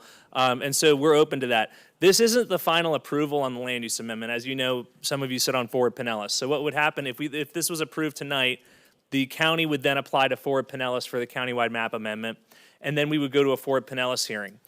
We would get a recommendation from Forward Pinellas, and then we'd be back in front of the county commission sitting as the CPA. I believe we could run the development agreement through that process. So if you were to say yes tonight, even though we don't have a development agreement tonight, if I don't have one to your liking by the time I get back to you in February, you can hold me to it and deny it. And so I just wanted to kind of get that right out of the way. Again, we do believe it is compatible with the existing uses, and compatibility, I think, is found objectively in the fact that the use is already permitted under the current land use and zoning, and that we're here on this technicality. And that's an argument that the LPA heard. So again, the request is to do a rezoning from residential agriculture, which allows this use as a type 2, to limited institutional. As Mr. Swearingen said, the limited institutional does not allow any residential. So you see the land use of institutional allows 12.5 units per acre, but the limited institutional zoning does not allow it at all. So we wouldn't, even if you approve this without a development agreement, you wouldn't be opening the Pandora's box to some kind of multifamily. Institutional is not eligible for live local, so you wouldn't have to worry about some, end game on trying to get a live local in here. The institutional is not allowed for that. And as Mr. Swearingen and Mr. Schotterbach said, any kind of treatment use would require a level or a type 2 conditional use by the Board of Adjustment, which would get a notice to all of the neighbors, just like this hearing. There would be a site plan. The Board of Adjustment could put conditions. They could deny it. If the staff is always looking at compatibility and consistency with the goals, objectives of the comp plan and the code, they believe that this current proposal for this small school is consistent, and I think objectively it is. And I think that's why they're recommending approval. If I was coming in with a large 24-hour emergency room, I think they would be potentially recommending denial. But again, we are open to that development agreement suggestion, and I would appreciate that opportunity if that is a overwhelming concern of yours. This is a very conceptual site plan. One of the things that the 15.23 acres gives us is a lot of room to provide buffering compatibility. There are tremendous opportunities here for landscape buffers, for retention of trees, for addition of trees. And what you can see here is this is, again, a concept. This is not being approved tonight, but this is showing you where it could go. We've got a 20,000 square foot footprint, 2 stories, so that's where you get the 40,000 square foot proposed interior. And you've got 80 parking spaces, which is 20 spaces in excess of code, and you have a 700-foot-long drive aisle, which means every car, all the 75 families, if they all showed up at once, would more than adequately fit on site with no queuing, no traffic problems off site. Many of these families already traverse Keystone Road. The school is right in the vicinity. Many of them live here. Their traffic is, for a large part, already on this road. And that 570 traffic count that you see, that's the worst case scenario. That's not analyzing this school.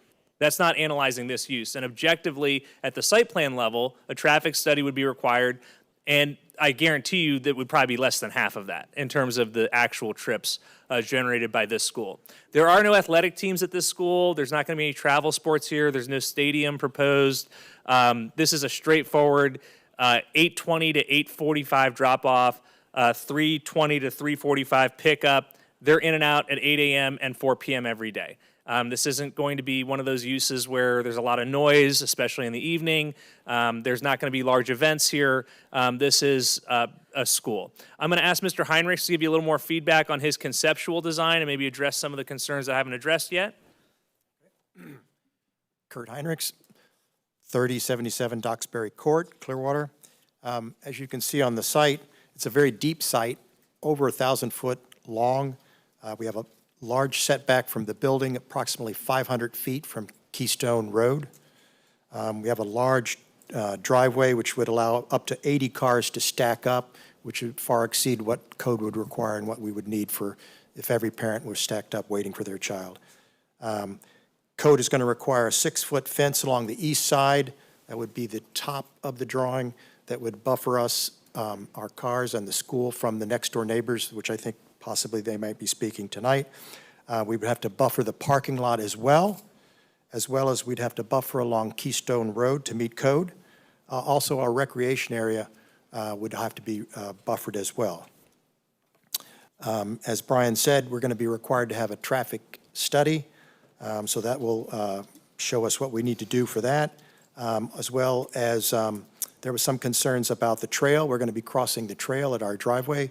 Code will require us to post signs that we're going to be crossing the trail, as well as bollards, which you've probably seen if you've been on a Pinellas County trail, to warn people and to keep cars from possibly turning onto the trail. With that, that concludes my presentation. Thank you, Kurt. And he'll be here to answer additional questions. And Mr. Gingrich, if you address just the operation of the school, I know I haven't, I gave a little bit of context, so you can give some more, but then also your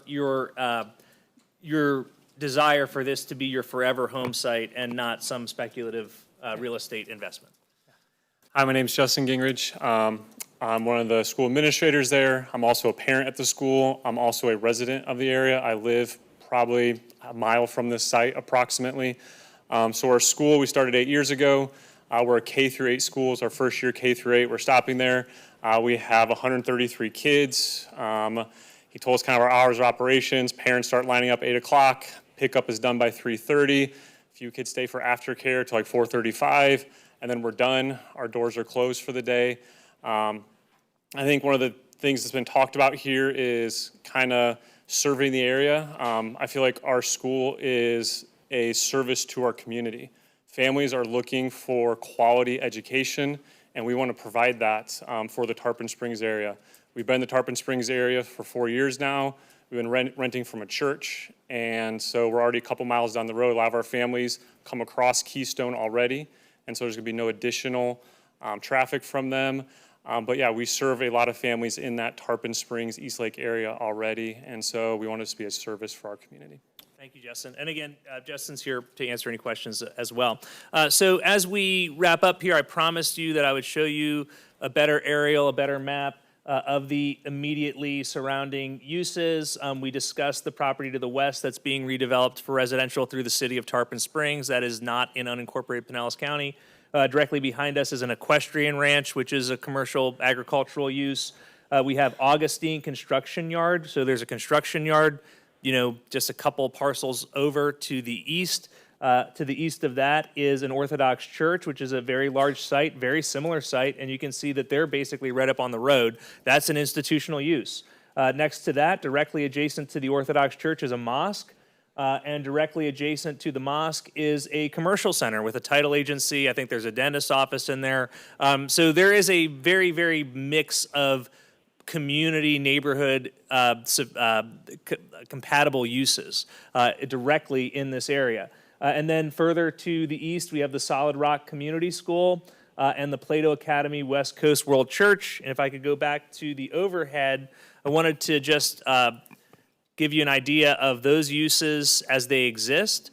So the Solid Rock Church is at Solid Rock School is at 2801 Keystone Road. It's approximately 30,000 square foot of existing building footprint on 2.87 acres, which puts it at an FAR of 0.24.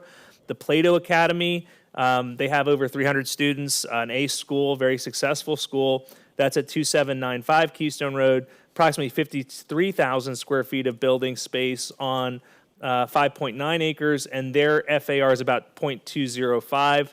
Our proposed FAR of a 40,000 square foot, 20,000 square foot footprint on 2 stories on 5.23 acres is 0.175 FAR. So under the current land use and zoning, we're entitled to an FAR of 0.3. We're going to be well below the allowable FAR for this particular use, which is why, again, objectively, I believe when you look at the uses, you look at the East Lake overlay, it's compatible. I mean, the use exists in the area, uses that are very, very similar in nature, from large churches to very successful private schools are directly in the vicinity of the area. And then directly to the southwest, you have a very large, dense residential neighborhood. So when you hear that 570 traffic number, that's not a real number in terms of what this actual use is going to be. It is the worst case scenario, but even under the worst case scenario, you're not at all impacting the level of service, has been pointed out several times. So just to wrap up, I'm trying to, oh, there we are. Back to the PowerPoint, if we are there. So there are several goals, policies, and objectives of the comprehensive plan that the staff outlines in the staff report. I will not repeat those here. We believe that we agree, of course, with the staff that this meets all of the goals, policies, and objectives of the comprehensive plan. It is compatible with the existing uses. It's consistent with the existing uses. And this site, as you know, is not up to code. It has no stormwater. It has no stormwater nitration or treatment or attenuation. Everything about what this is going to be for the neighborhood is an improvement over the existing on the site in terms of all of those things that we talked about from a code compliance perspective. Bringing everything up to code and improving that property and putting it to good use for the citizens and allowing the school to be successful and to serve the neighborhood. With that, I will reserve the balance of my time for rebuttal, and we'll answer any questions that you have. And I know there's several members of the public here to speak as well. Thank you, Brian. Any questions for the applicant? Yes, sir. Any questions? Thank you.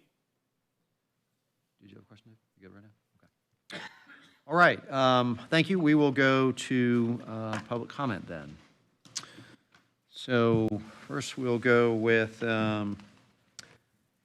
Beverly Downing, followed by Linda Van Dam.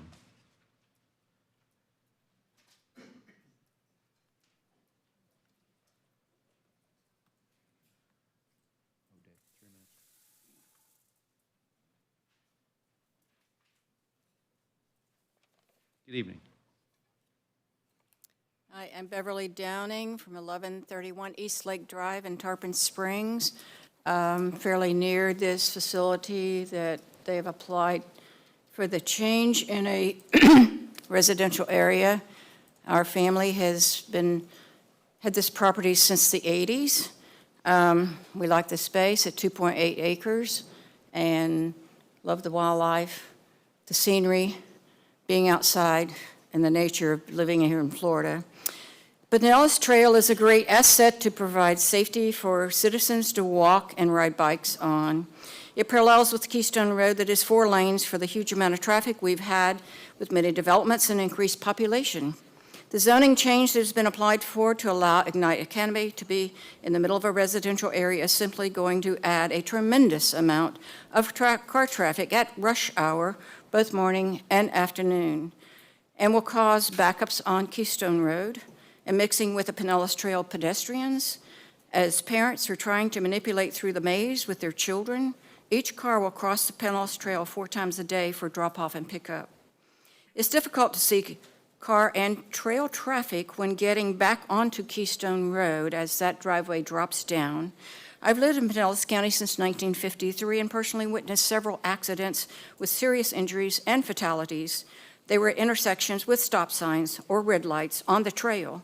One at East Lake Drive and Keystone Road, near the area that is being applied for this change, and where a man I saw literally go over bicycle handlebars, and as he went over, fortunately, he said he had a $200 helmet on that saved his life.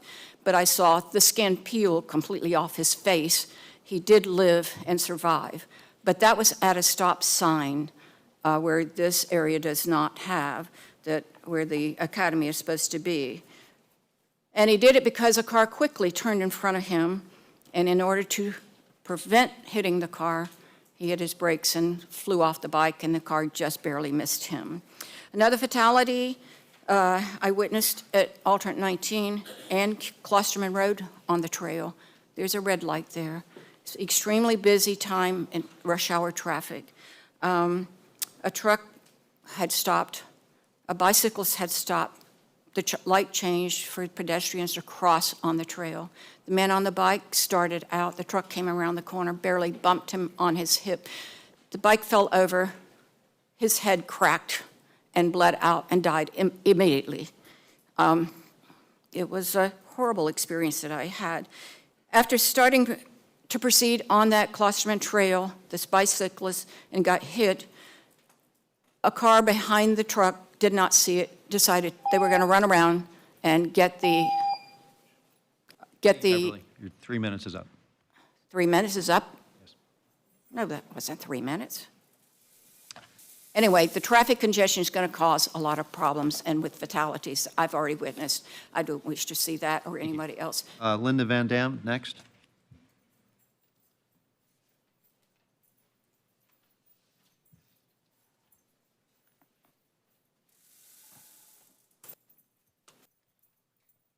Hi, my name is Linda Van Dam, and I live at the house directly on the lot line of 2271. First, I'd like to make sure that the board knows that 63 families encompassing 2271 signed the petition and said no to the rezoning. We love our neighborhood. We do not want to see a change like this. Second, the traffic report for the 45 acres next to 2271, Pioneer Homes wanted to build 17 homes, approximately 34 cars, and it was turned down for too many traffic issues, and that was only 34 cars. Now we have 9 grades, and I will use really small classes as an example, 10 children per class plus teachers, 100 people. So 100 cars in and out 2 times a day is 400 passes over the Pinellas Trail. 400 every day at the most dangerous portion of the trail, coming off the hill over Salt Lake. They're flying by. By the time they get to 2271 driveway, it's a tragedy waiting to happen. Lastly, we have personal gun ranges out here, and I don't think hearing gunfire is good for any child. Way too frightening. And also, somebody was supposed to be here today to talk about the Eagle Nest, which is on the Eagle map, and it is right on 2271's northwest corner.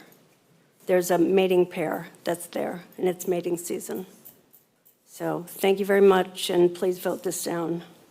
Thank you. Okay, next we have Nancy McCamus, followed by Jessica Serrano.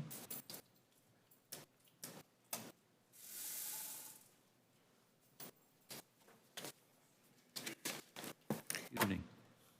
Good evening.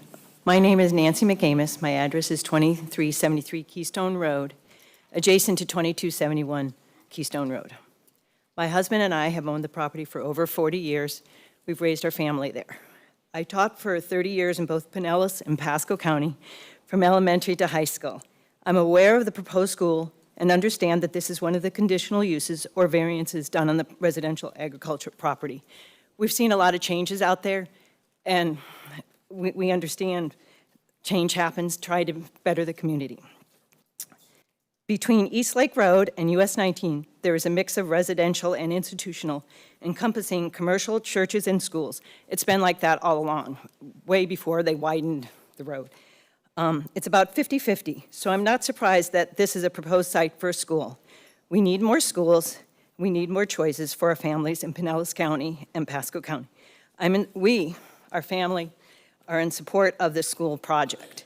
Please note that in the 40 years we've been there, we have seen a lot of changes. And I understand the concern about the trail. We all have to be conscious of it, but I just don't see that being earth-shattering. And as far as nature, we've seen a lot of nature out there, and it changes. On the east side, Northern Pioneer Homes is building 44 homes, and there was concerns about eagles' nests over there too, and tortoises and everything, and they didn't find it. I haven't seen an eagle's nest on our property, and we're adjacent. We have 8 acres there. So in closing, thank you very much for listening to us, a longtime resident of Pinellas County and Tarpon Springs, East Lake area. I hope you support the school. I really believe we need it, and I think many of the issues can be worked through. Okay. Thank you. Jessica Serrano, followed by Kyle Loomis.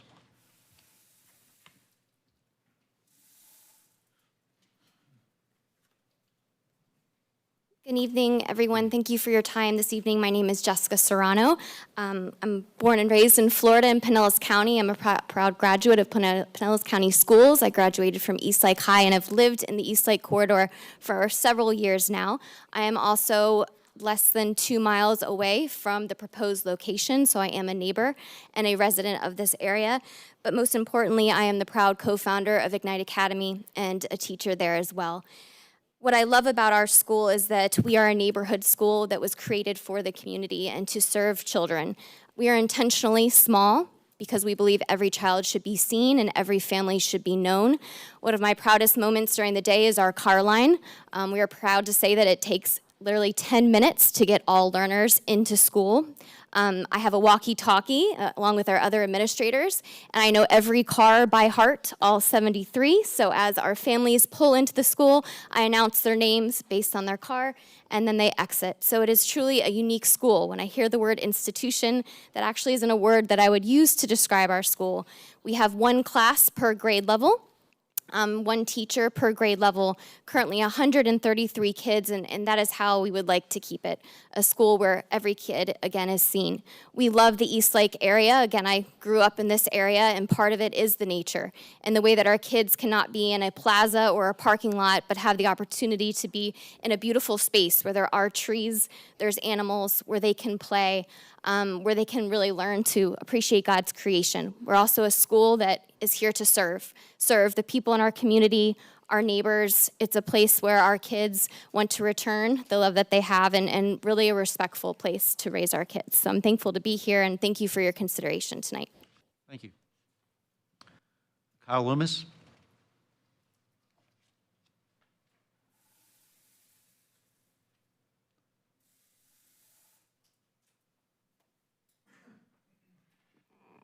Good evening. My name is Kyle Loomis.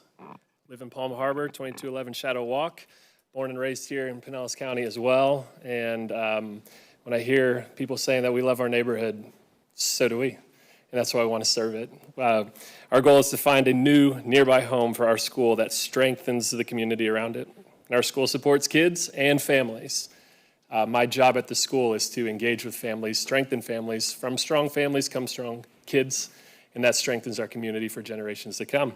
And that's our desire for this new home, and we hope to serve well in this location. Thanks for your time. Thank you. Okay, and then I had 5 speaker cards that say they were waiving in support. Dan Kuchamanis, and I'm sorry if I didn't get that name right.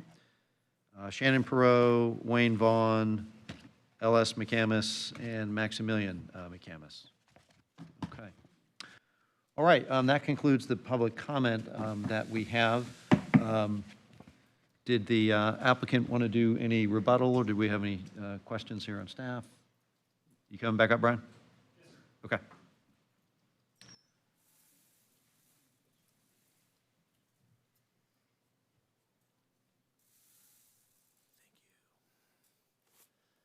All right, just get that PowerPoint back up real quick.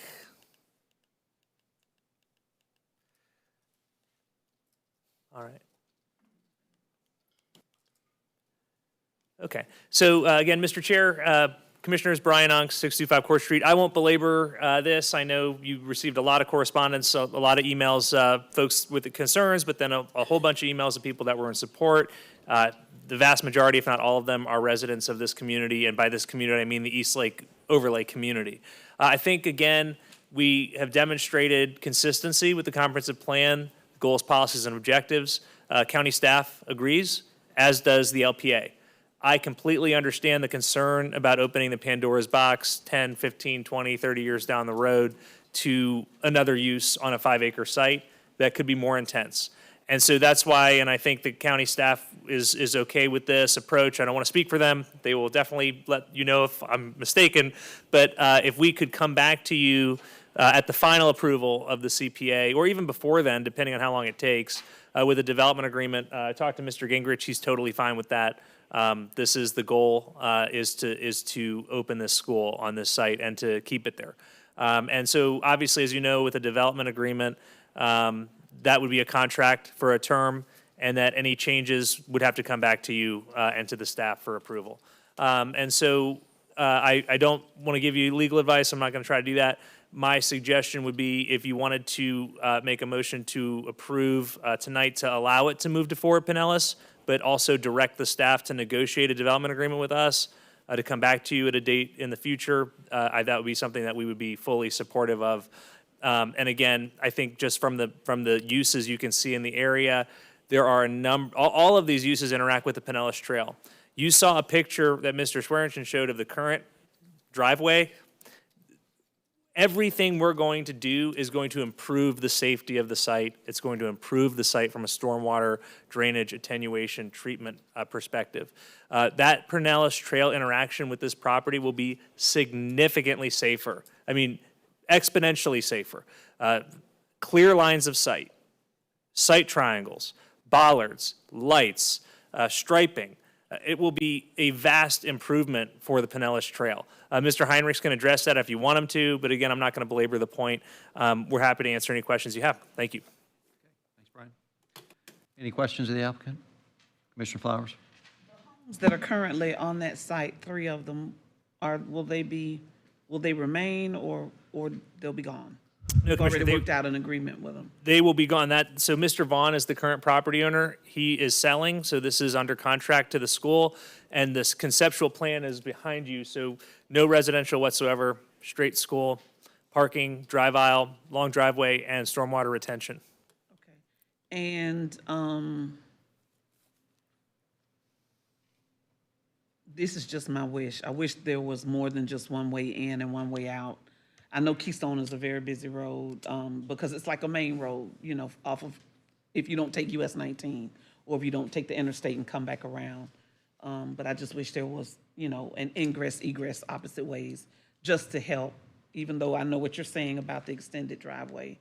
And it will be able to host the cars because I guess you figure 1 car per child, family. So 100 cars, and they wouldn't all be there at the same time because drop off. Yes, ma'am. It just depends on whenever they do it. What timeline are you guys looking at? Because you all have to be out of the current location by July. Oh, July of next year. Yes, ma'am, but I have made sure, and Mr. Gingrich can address it if you want him to, he knows that they're not moving into this building in August of 2026. This is a long-term project, so they're actively negotiating a lease with another church for next year. So I don't want you to think that my client's under the belief that they're somehow going to get a building built and approved and all that by I don't next know, week. they have modular now where they That's bring right. in, they bring in prefab walls and you can up it in 180 days. So, Yeah. you know, I'm just saying. Yes, that is true. It could be done if you put your mind to it. And just for the record, I did not think or believe that you guys have an undercover alternative motive to flip this property and turn it into multifamily housing or market rate, anything of that nature. I'm not thinking of that. My only concerns are because it's quite compatible with what's already in the area. I just wish there was another way to ingress and egress. You would be eating up some of the property. You have very limited space to work there, but that would be my only hope. But you know, that has nothing to do with the vote we have to take tonight. Yes, ma'am, and we will take a much closer look at ingress egress before we come back to you, and hopefully have some more information on that. Thank you, Mr. Chair. Thank you, Chair. Thank you, sir. If there is an active eagle's nest, would you guys try to preserve that on the site? I'm not sure that there is an active eagle's nest. I'm not sure what. Yeah, I mean, that would go through the site plan process. So obviously, if that were the case, that would be something that would be addressed through the site plan process. But you'd want to try to preserve it? Of course, yeah, I think we'd be Perfect. required to, absolutely. Love it. Thank you. Yeah, that would be a #1 priority, for sure. Mr. Chair, if you don't mind, you wouldn't have a choice. You probably already know this, but when there are active eagle's nests or those other white cranes, they guard them off and you can't do anything in that area, especially around nesting season. So if they had one and there was school, they wouldn't even be able to drive their cars up in there. They have to walk because the rules around those are really strong. I know that because of, what we have in St. Pete. And we've had active eagle's nests where nothing can happen, yeah. All right. Yeah. Oh, okay, so questions, any more questions of the applicant? No? Okay, all right, thanks, guys, appreciate it. Okay, so we have some questions for staff. I wanted to ask about the development agreement, and we certainly understand, I think, conceptually, the benefit to it, but could you get into any more specifics about what the benefit to that development agreement would be? Well, for starters, a development agreement with the land use, the development agreement would either go, and I might look toward Jewel for this one. This is interesting because the development agreement would typically go with the zoning and not the land use. So the land use, if it were approved, would be approved with, it wouldn't have the development agreement, but a development agreement would go with the zoning. Now, if a development agreement goes with the zoning, per the land development code, it requires a public hearing again before the local planning agency and then before this board as well. So this would have to come back, there would be essentially a repeat for the zoning. I'm not asking what the detriment is, I'm asking what the benefit is. Well, the benefit is that it can help prescribe the development parameters. So for example, a concept plan could be required to substantially, significantly the plan that's actually ends up as a site plan to follow that concept plan very closely. And it can also prescribe more specifically the land uses on the property, the setbacks, building heights, all those kinds of things that can be incorporated into a development agreement. You, in essence, the concerns that you raised earlier about an alternative use in the future, you could limit it under that development agreement. So you restrict it to the school, for instance. Okay?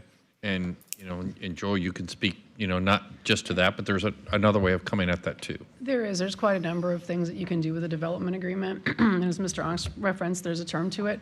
We frequently require applicants to record a deed restriction along with those development agreements to ensure that the limitation on the types of uses that can be put on the property remains in perpetuity, despite the fact that those development agreements will eventually expire. But there's a number of other things you could do. You can deal with buffers, you can deal with the ingress egress, which sounds like it's pretty limited here anyway. A lot of the site planning issues that you normally hear about and like was referenced, you could really kind of lock into a certain extent the concept plan. So there's quite a number of things you can do with a development agreement to limit, most importantly, I think, the range of uses that could be there. What about the term of the development agreement typically? What are they typically? They've changed it a few times, so don't hold me to it. It's gone from 5 to 20, it might be back to 5, but that's why we typically will record a deed restriction as well in conjunction with the entry into that development agreement, again, to, a deed restriction isn't gonna get to like trees and buffers, it's going to get to the use of the property though. So, and I think that that's really the prevailing consideration. That's the heart of the concerns that we heard, and that's the reason a development agreement would fit nicely with this property. Okay. You do have a tool in your code as well for conditional overlays that is another zoning type issue. Perhaps a development agreement is more appropriate here. Well, I certainly appreciate the offer from the applicant for that. I mean, to the extent that we have to, it goes a little bit longer to get to the end, but their willingness to do that, I think, to protect the uses or future uses of the property, I think is a good thing, so. And like was mentioned, it does require a public hearing. So it would come back before this Understand. board, you would see it again, you would have the opportunity to see the limitations that are imposed. We're, oh, okay, yeah, all right, thanks. Would it also have to go back to Fort Pinellas and then come back here again with the? Not for a development agreement, a no. development And I agreement think what I 1 year? heard from the applicant's representative is that the goal would be to have the development agreement in place before you all would hear this land use sitting as the CPA, so that if they don't live up to their obligations under the development agreement, you could simply say no at the CPA part of the process. All right. Well, what is the will of the board? And keep in mind, you're going to vote on the land use first, and if that is Right. passed, then you'll move on to the zoning. Right. So this is the land use part here. Right. I would like to move approval of the land use plan. Okay. So we have a motion by Commissioner Scheer, a second by Commissioner Flowers. Where would the development agreement come in and the I deed would restriction? suggest that you do that with the zoning. Okay, Right, next okay, item. right, perfect. No, I would suggest if your intent is to, if your intent is to direct staff to negotiate, I would recommend that you do that with the vote on the zoning. And that's tonight. Yeah, that'll be next Next. if Yeah, if the land use is approved. Understand, no, I understand. Okay. All right, we have a motion, a second. Do we have any further discussion? All right, hearing none, let's bring up the voting. I'm a yes, Mr. Chair. Thank you, Commissioner Peters. All right, 6-0, passed unanimously. Thank you. All right, so now we'll move on to item 61, which is the zoning piece. So this is where we would direct staff to. I'd move approval to that, Mr. Chair. Okay, thank you, Commissioner Peters. We have a motion from Commissioner Peters. Okay. And a second from Commissioner Direct them Flowers. on the development agreement. Is that part of your motion? Yep. Was that part of your motion, Commissioner Peters, to direct staff to negotiate the development agreement? Yes. Okay. And that's your second? Okay. All right, so we have a motion by Commissioner Peters, second by Commissioner Flowers. Any further discussion? All right, hearing none, we can open up the voting. And I'm a yes, Mr. Chair. Thank you, Commissioner Peters. All right, passed unanimously. All right. Yep. On to item number 62. Agenda item number 62 is case number FLU 2509. This is a request by Green Energy for North America LLC for a future land use map amendment from residential urban to residential medium on approximately 18.43 acres located at 13400 Pine Street in unincorporated Largo. The public hearing was properly advertised, and affidavit of publication has been received for filing. No correspondence has been received by the clerk, and the matter is properly before the board to be heard. And I do have something to pass out. Okay.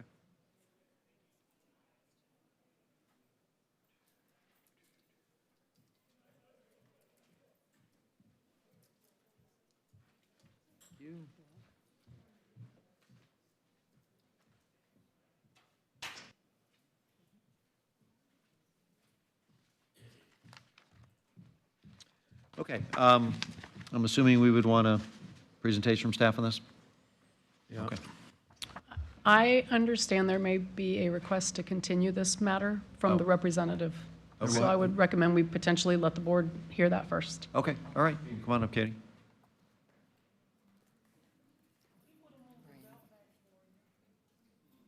Excuse me? Oh, that's okay. I was able to limbo.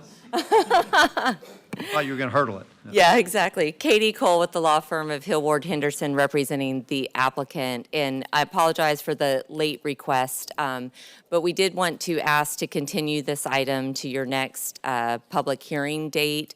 There were some specific questions about the RPD and the site planning surrounding this, similar to your last hearing. The applicant continues to work on some geotechnical reports that are going to drive that. Additionally, because of the recommendation of a local planning agency, it would require a supermajority tonight to move this forward, and so we would appreciate having a full board to consider the application. So with that, we would respectfully request this to be continued. So continue to a date certain, Jill? If we continue it to a date certain, that would avoid the need to re-advertise this. I don't know if we'll have a full board in December or not. So would you like us to To the December date 18th? certain, I believe, I don't know that there's a public hearing date set in January. Should be. We would, December 16th, yes. We have December 16th and then, yeah.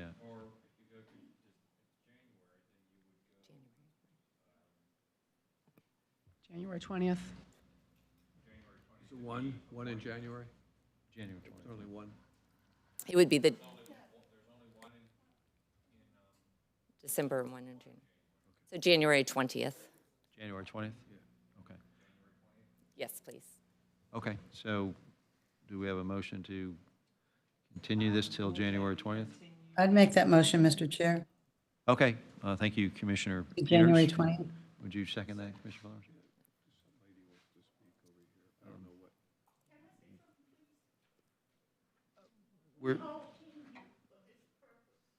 This is being continued. Well, we're getting ready to vote on that, but It's really up to the board what to do. say what? I mean, they're going to hear, they're still working on the proposal, right? Right. I mean, that's the idea. If they could speak to something that may not be what's being presented. The question I mean, it's as the attorney just said, you know, it's your call, but you don't have a presentation from the applicant. I don't know. And so you're going to get comments about the plan that may change, so. Right. Okay. All right, well, we have a motion and a second, so is there any further discussion?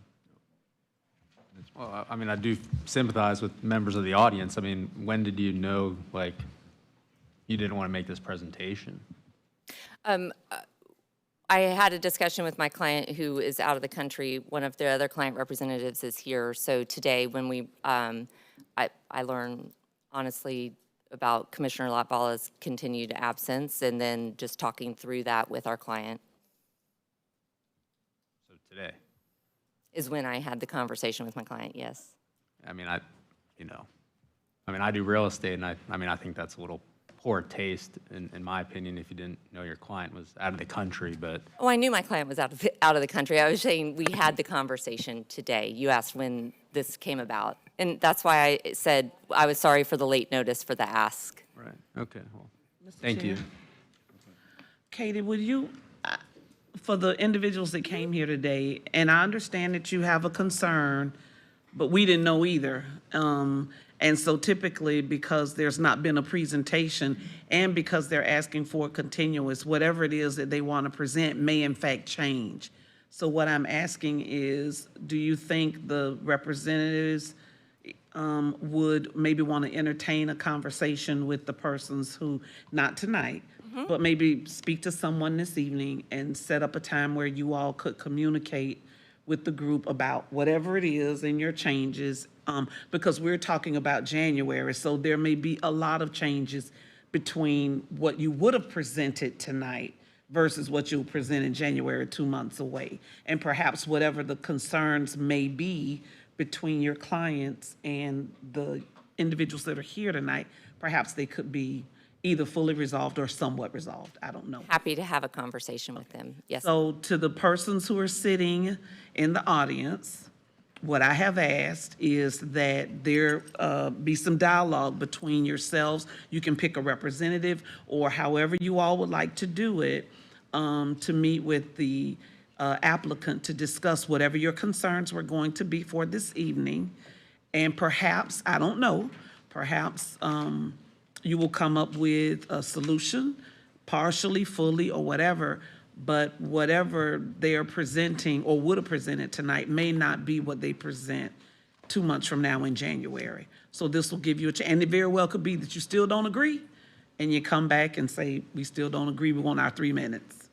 But tonight, because we don't have a presentation, nor do we have the other party here, there's not going to be a presentation on this matter. And Mr. Chair, thank you for allowing me to do that. I just wanted to explain it to the individuals because they came, and they didn't know, and neither did we. But I didn't want them to think that they were being ignored, I guess is the word I would say. It was well put, Commissioner Flowers, I appreciate that. Thank you, Commissioner Flowers. I do want, especially in light of Commissioner Nowicki, staff does have a presentation. We also have a similar presentation from the LPA. We would respectfully request the board to entertain the continuance. So I just wanted to be clear about that. Yeah, I get that. I was saying you schedule that at some other time between them. I get what you want us to do tonight, but I was just trying to make peace in the home front. Yes. Okay, so we have a motion and a second. Is any further discussion? Okay, all right, if we can open up the voting, please, for continuance till January 20th. And I'm a yes, Mr. Chair. Thank you, Commissioner Peters. Thank you. Thank you, Katie. Okay, that passes unanimously. Okay. All right. So now we're moving on to item 63. Agenda item number 63 is a petition of Ross and Tracy Patton to vacate the 10-foot public drainage and utility easement line along the north boundary of Lot 5, Bardmore Country Club, North Phase 1, Plat Book 80, page 54, lying in Section 133015 in Pinellas County, Florida. Since this is a quasi-judicial hearing, all those individuals who speak on this item must be sworn in. For those wishing to speak, whether you are attending in person or virtually, please raise your right hand. Do you swear or affirm that the testimony you are about to give is the truth, the whole truth, and nothing but the truth? Signify by saying, I do. The Public hearing is properly advertised, and an affidavit of publication has been received for filing. No correspondence has been received by the clerk, and the matter is properly before the board to be heard. Okay, thank you, Dairy Lynn. Okay, I did have one speaker card for the applicant, Ross Patton. Ross? Would you like to speak, Ross? You're just here to answer any questions? Okay. Okay, thank you. All right. Any thoughts, questions? I'll move approval with the a condition that Pinellas County is granted a new utility and drainage easement that runs through the rear of the property. Correct. I'm saying I'm recommending approval, subject to the Pinellas County being granted a utility and drainage easement that runs through the rear of the property. That's the okay. So that's what that's the motion I'm making. Okay. Okay. Sorry about the, I guess it's important to hear what I'm saying, so I got it. Thank you. Sorry about that. All right, we have a motion by Commissioner Eggers and a second by Commissioner Flowers. Is there any further discussion? All right, hearing none, if we could open up the voting, please. And I'm a yes, Mr. Chair. Thank you, Commissioner Peters.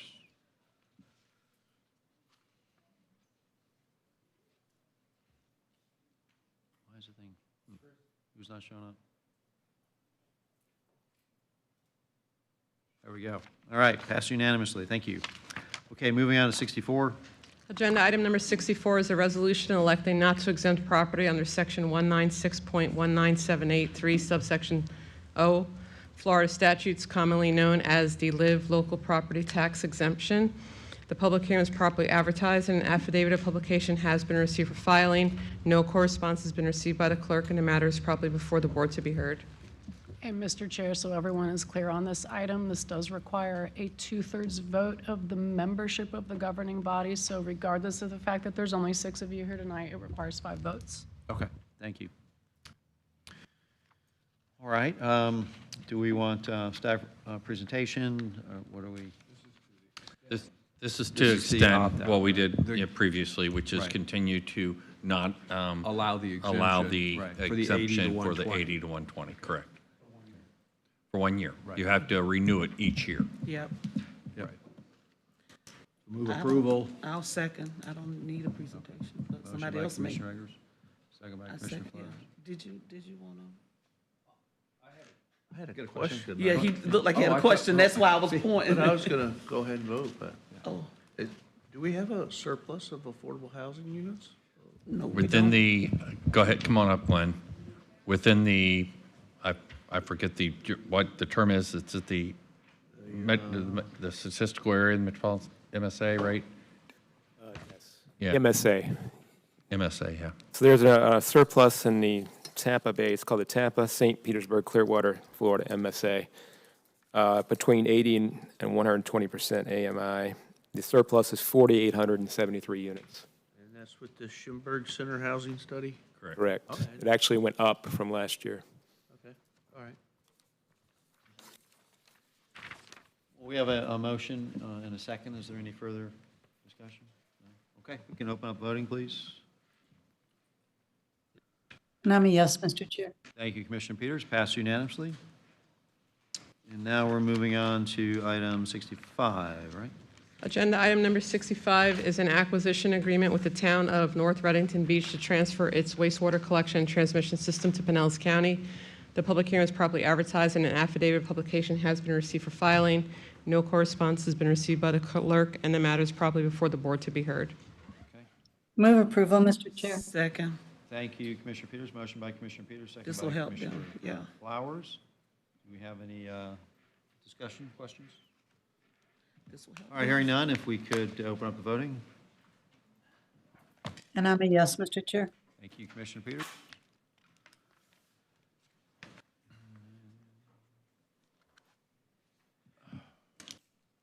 Renee, did you hit yours? Oh, gee. Passes unanimously, thank you. Okay, item 66. Agenda item number 66 is a proposed ordinance amending Chapter 14, Pinellas County Code Restoration of Definitions, Enhancement of Retail Pet Sales Oversight. modification of public nuisance animal reporting, and modernization of impoundment protocols during emergencies and disasters. The public hearing was properly advertised and an affidavit of publication has been received for filing. No correspondence has been received by the clerk, and the matter is properly before the board to be heard. And, Mr. Chair, we would ask, staff would ask that we delay this until the December 16th meeting. We did have another meeting with the pet store owners last Friday. We offered them to submit comments regarding that, and some of it was clarification in language. And so we asked them to submit those. We'll review those, and we'll bring this back to you at the December meeting for a vote. So we want to defer to a date certain, December To 16th? December 16th. Okay. I move approval to refer item number 66 to December. Okay, motion by Commissioner Flowers, second by Commissioner Nowicki. Any further discussion? Okay, if we can open up voting. And I'm a yes, Mr. Chair. Thank you, Commissioner Peters. All right, thank you, Commissioner Eggers. All right, so that passes, yeah, there we go, unanimously. All right. And that brings us to the end. Yay. All right, well, then, everybody have a great evening. We are adjourned.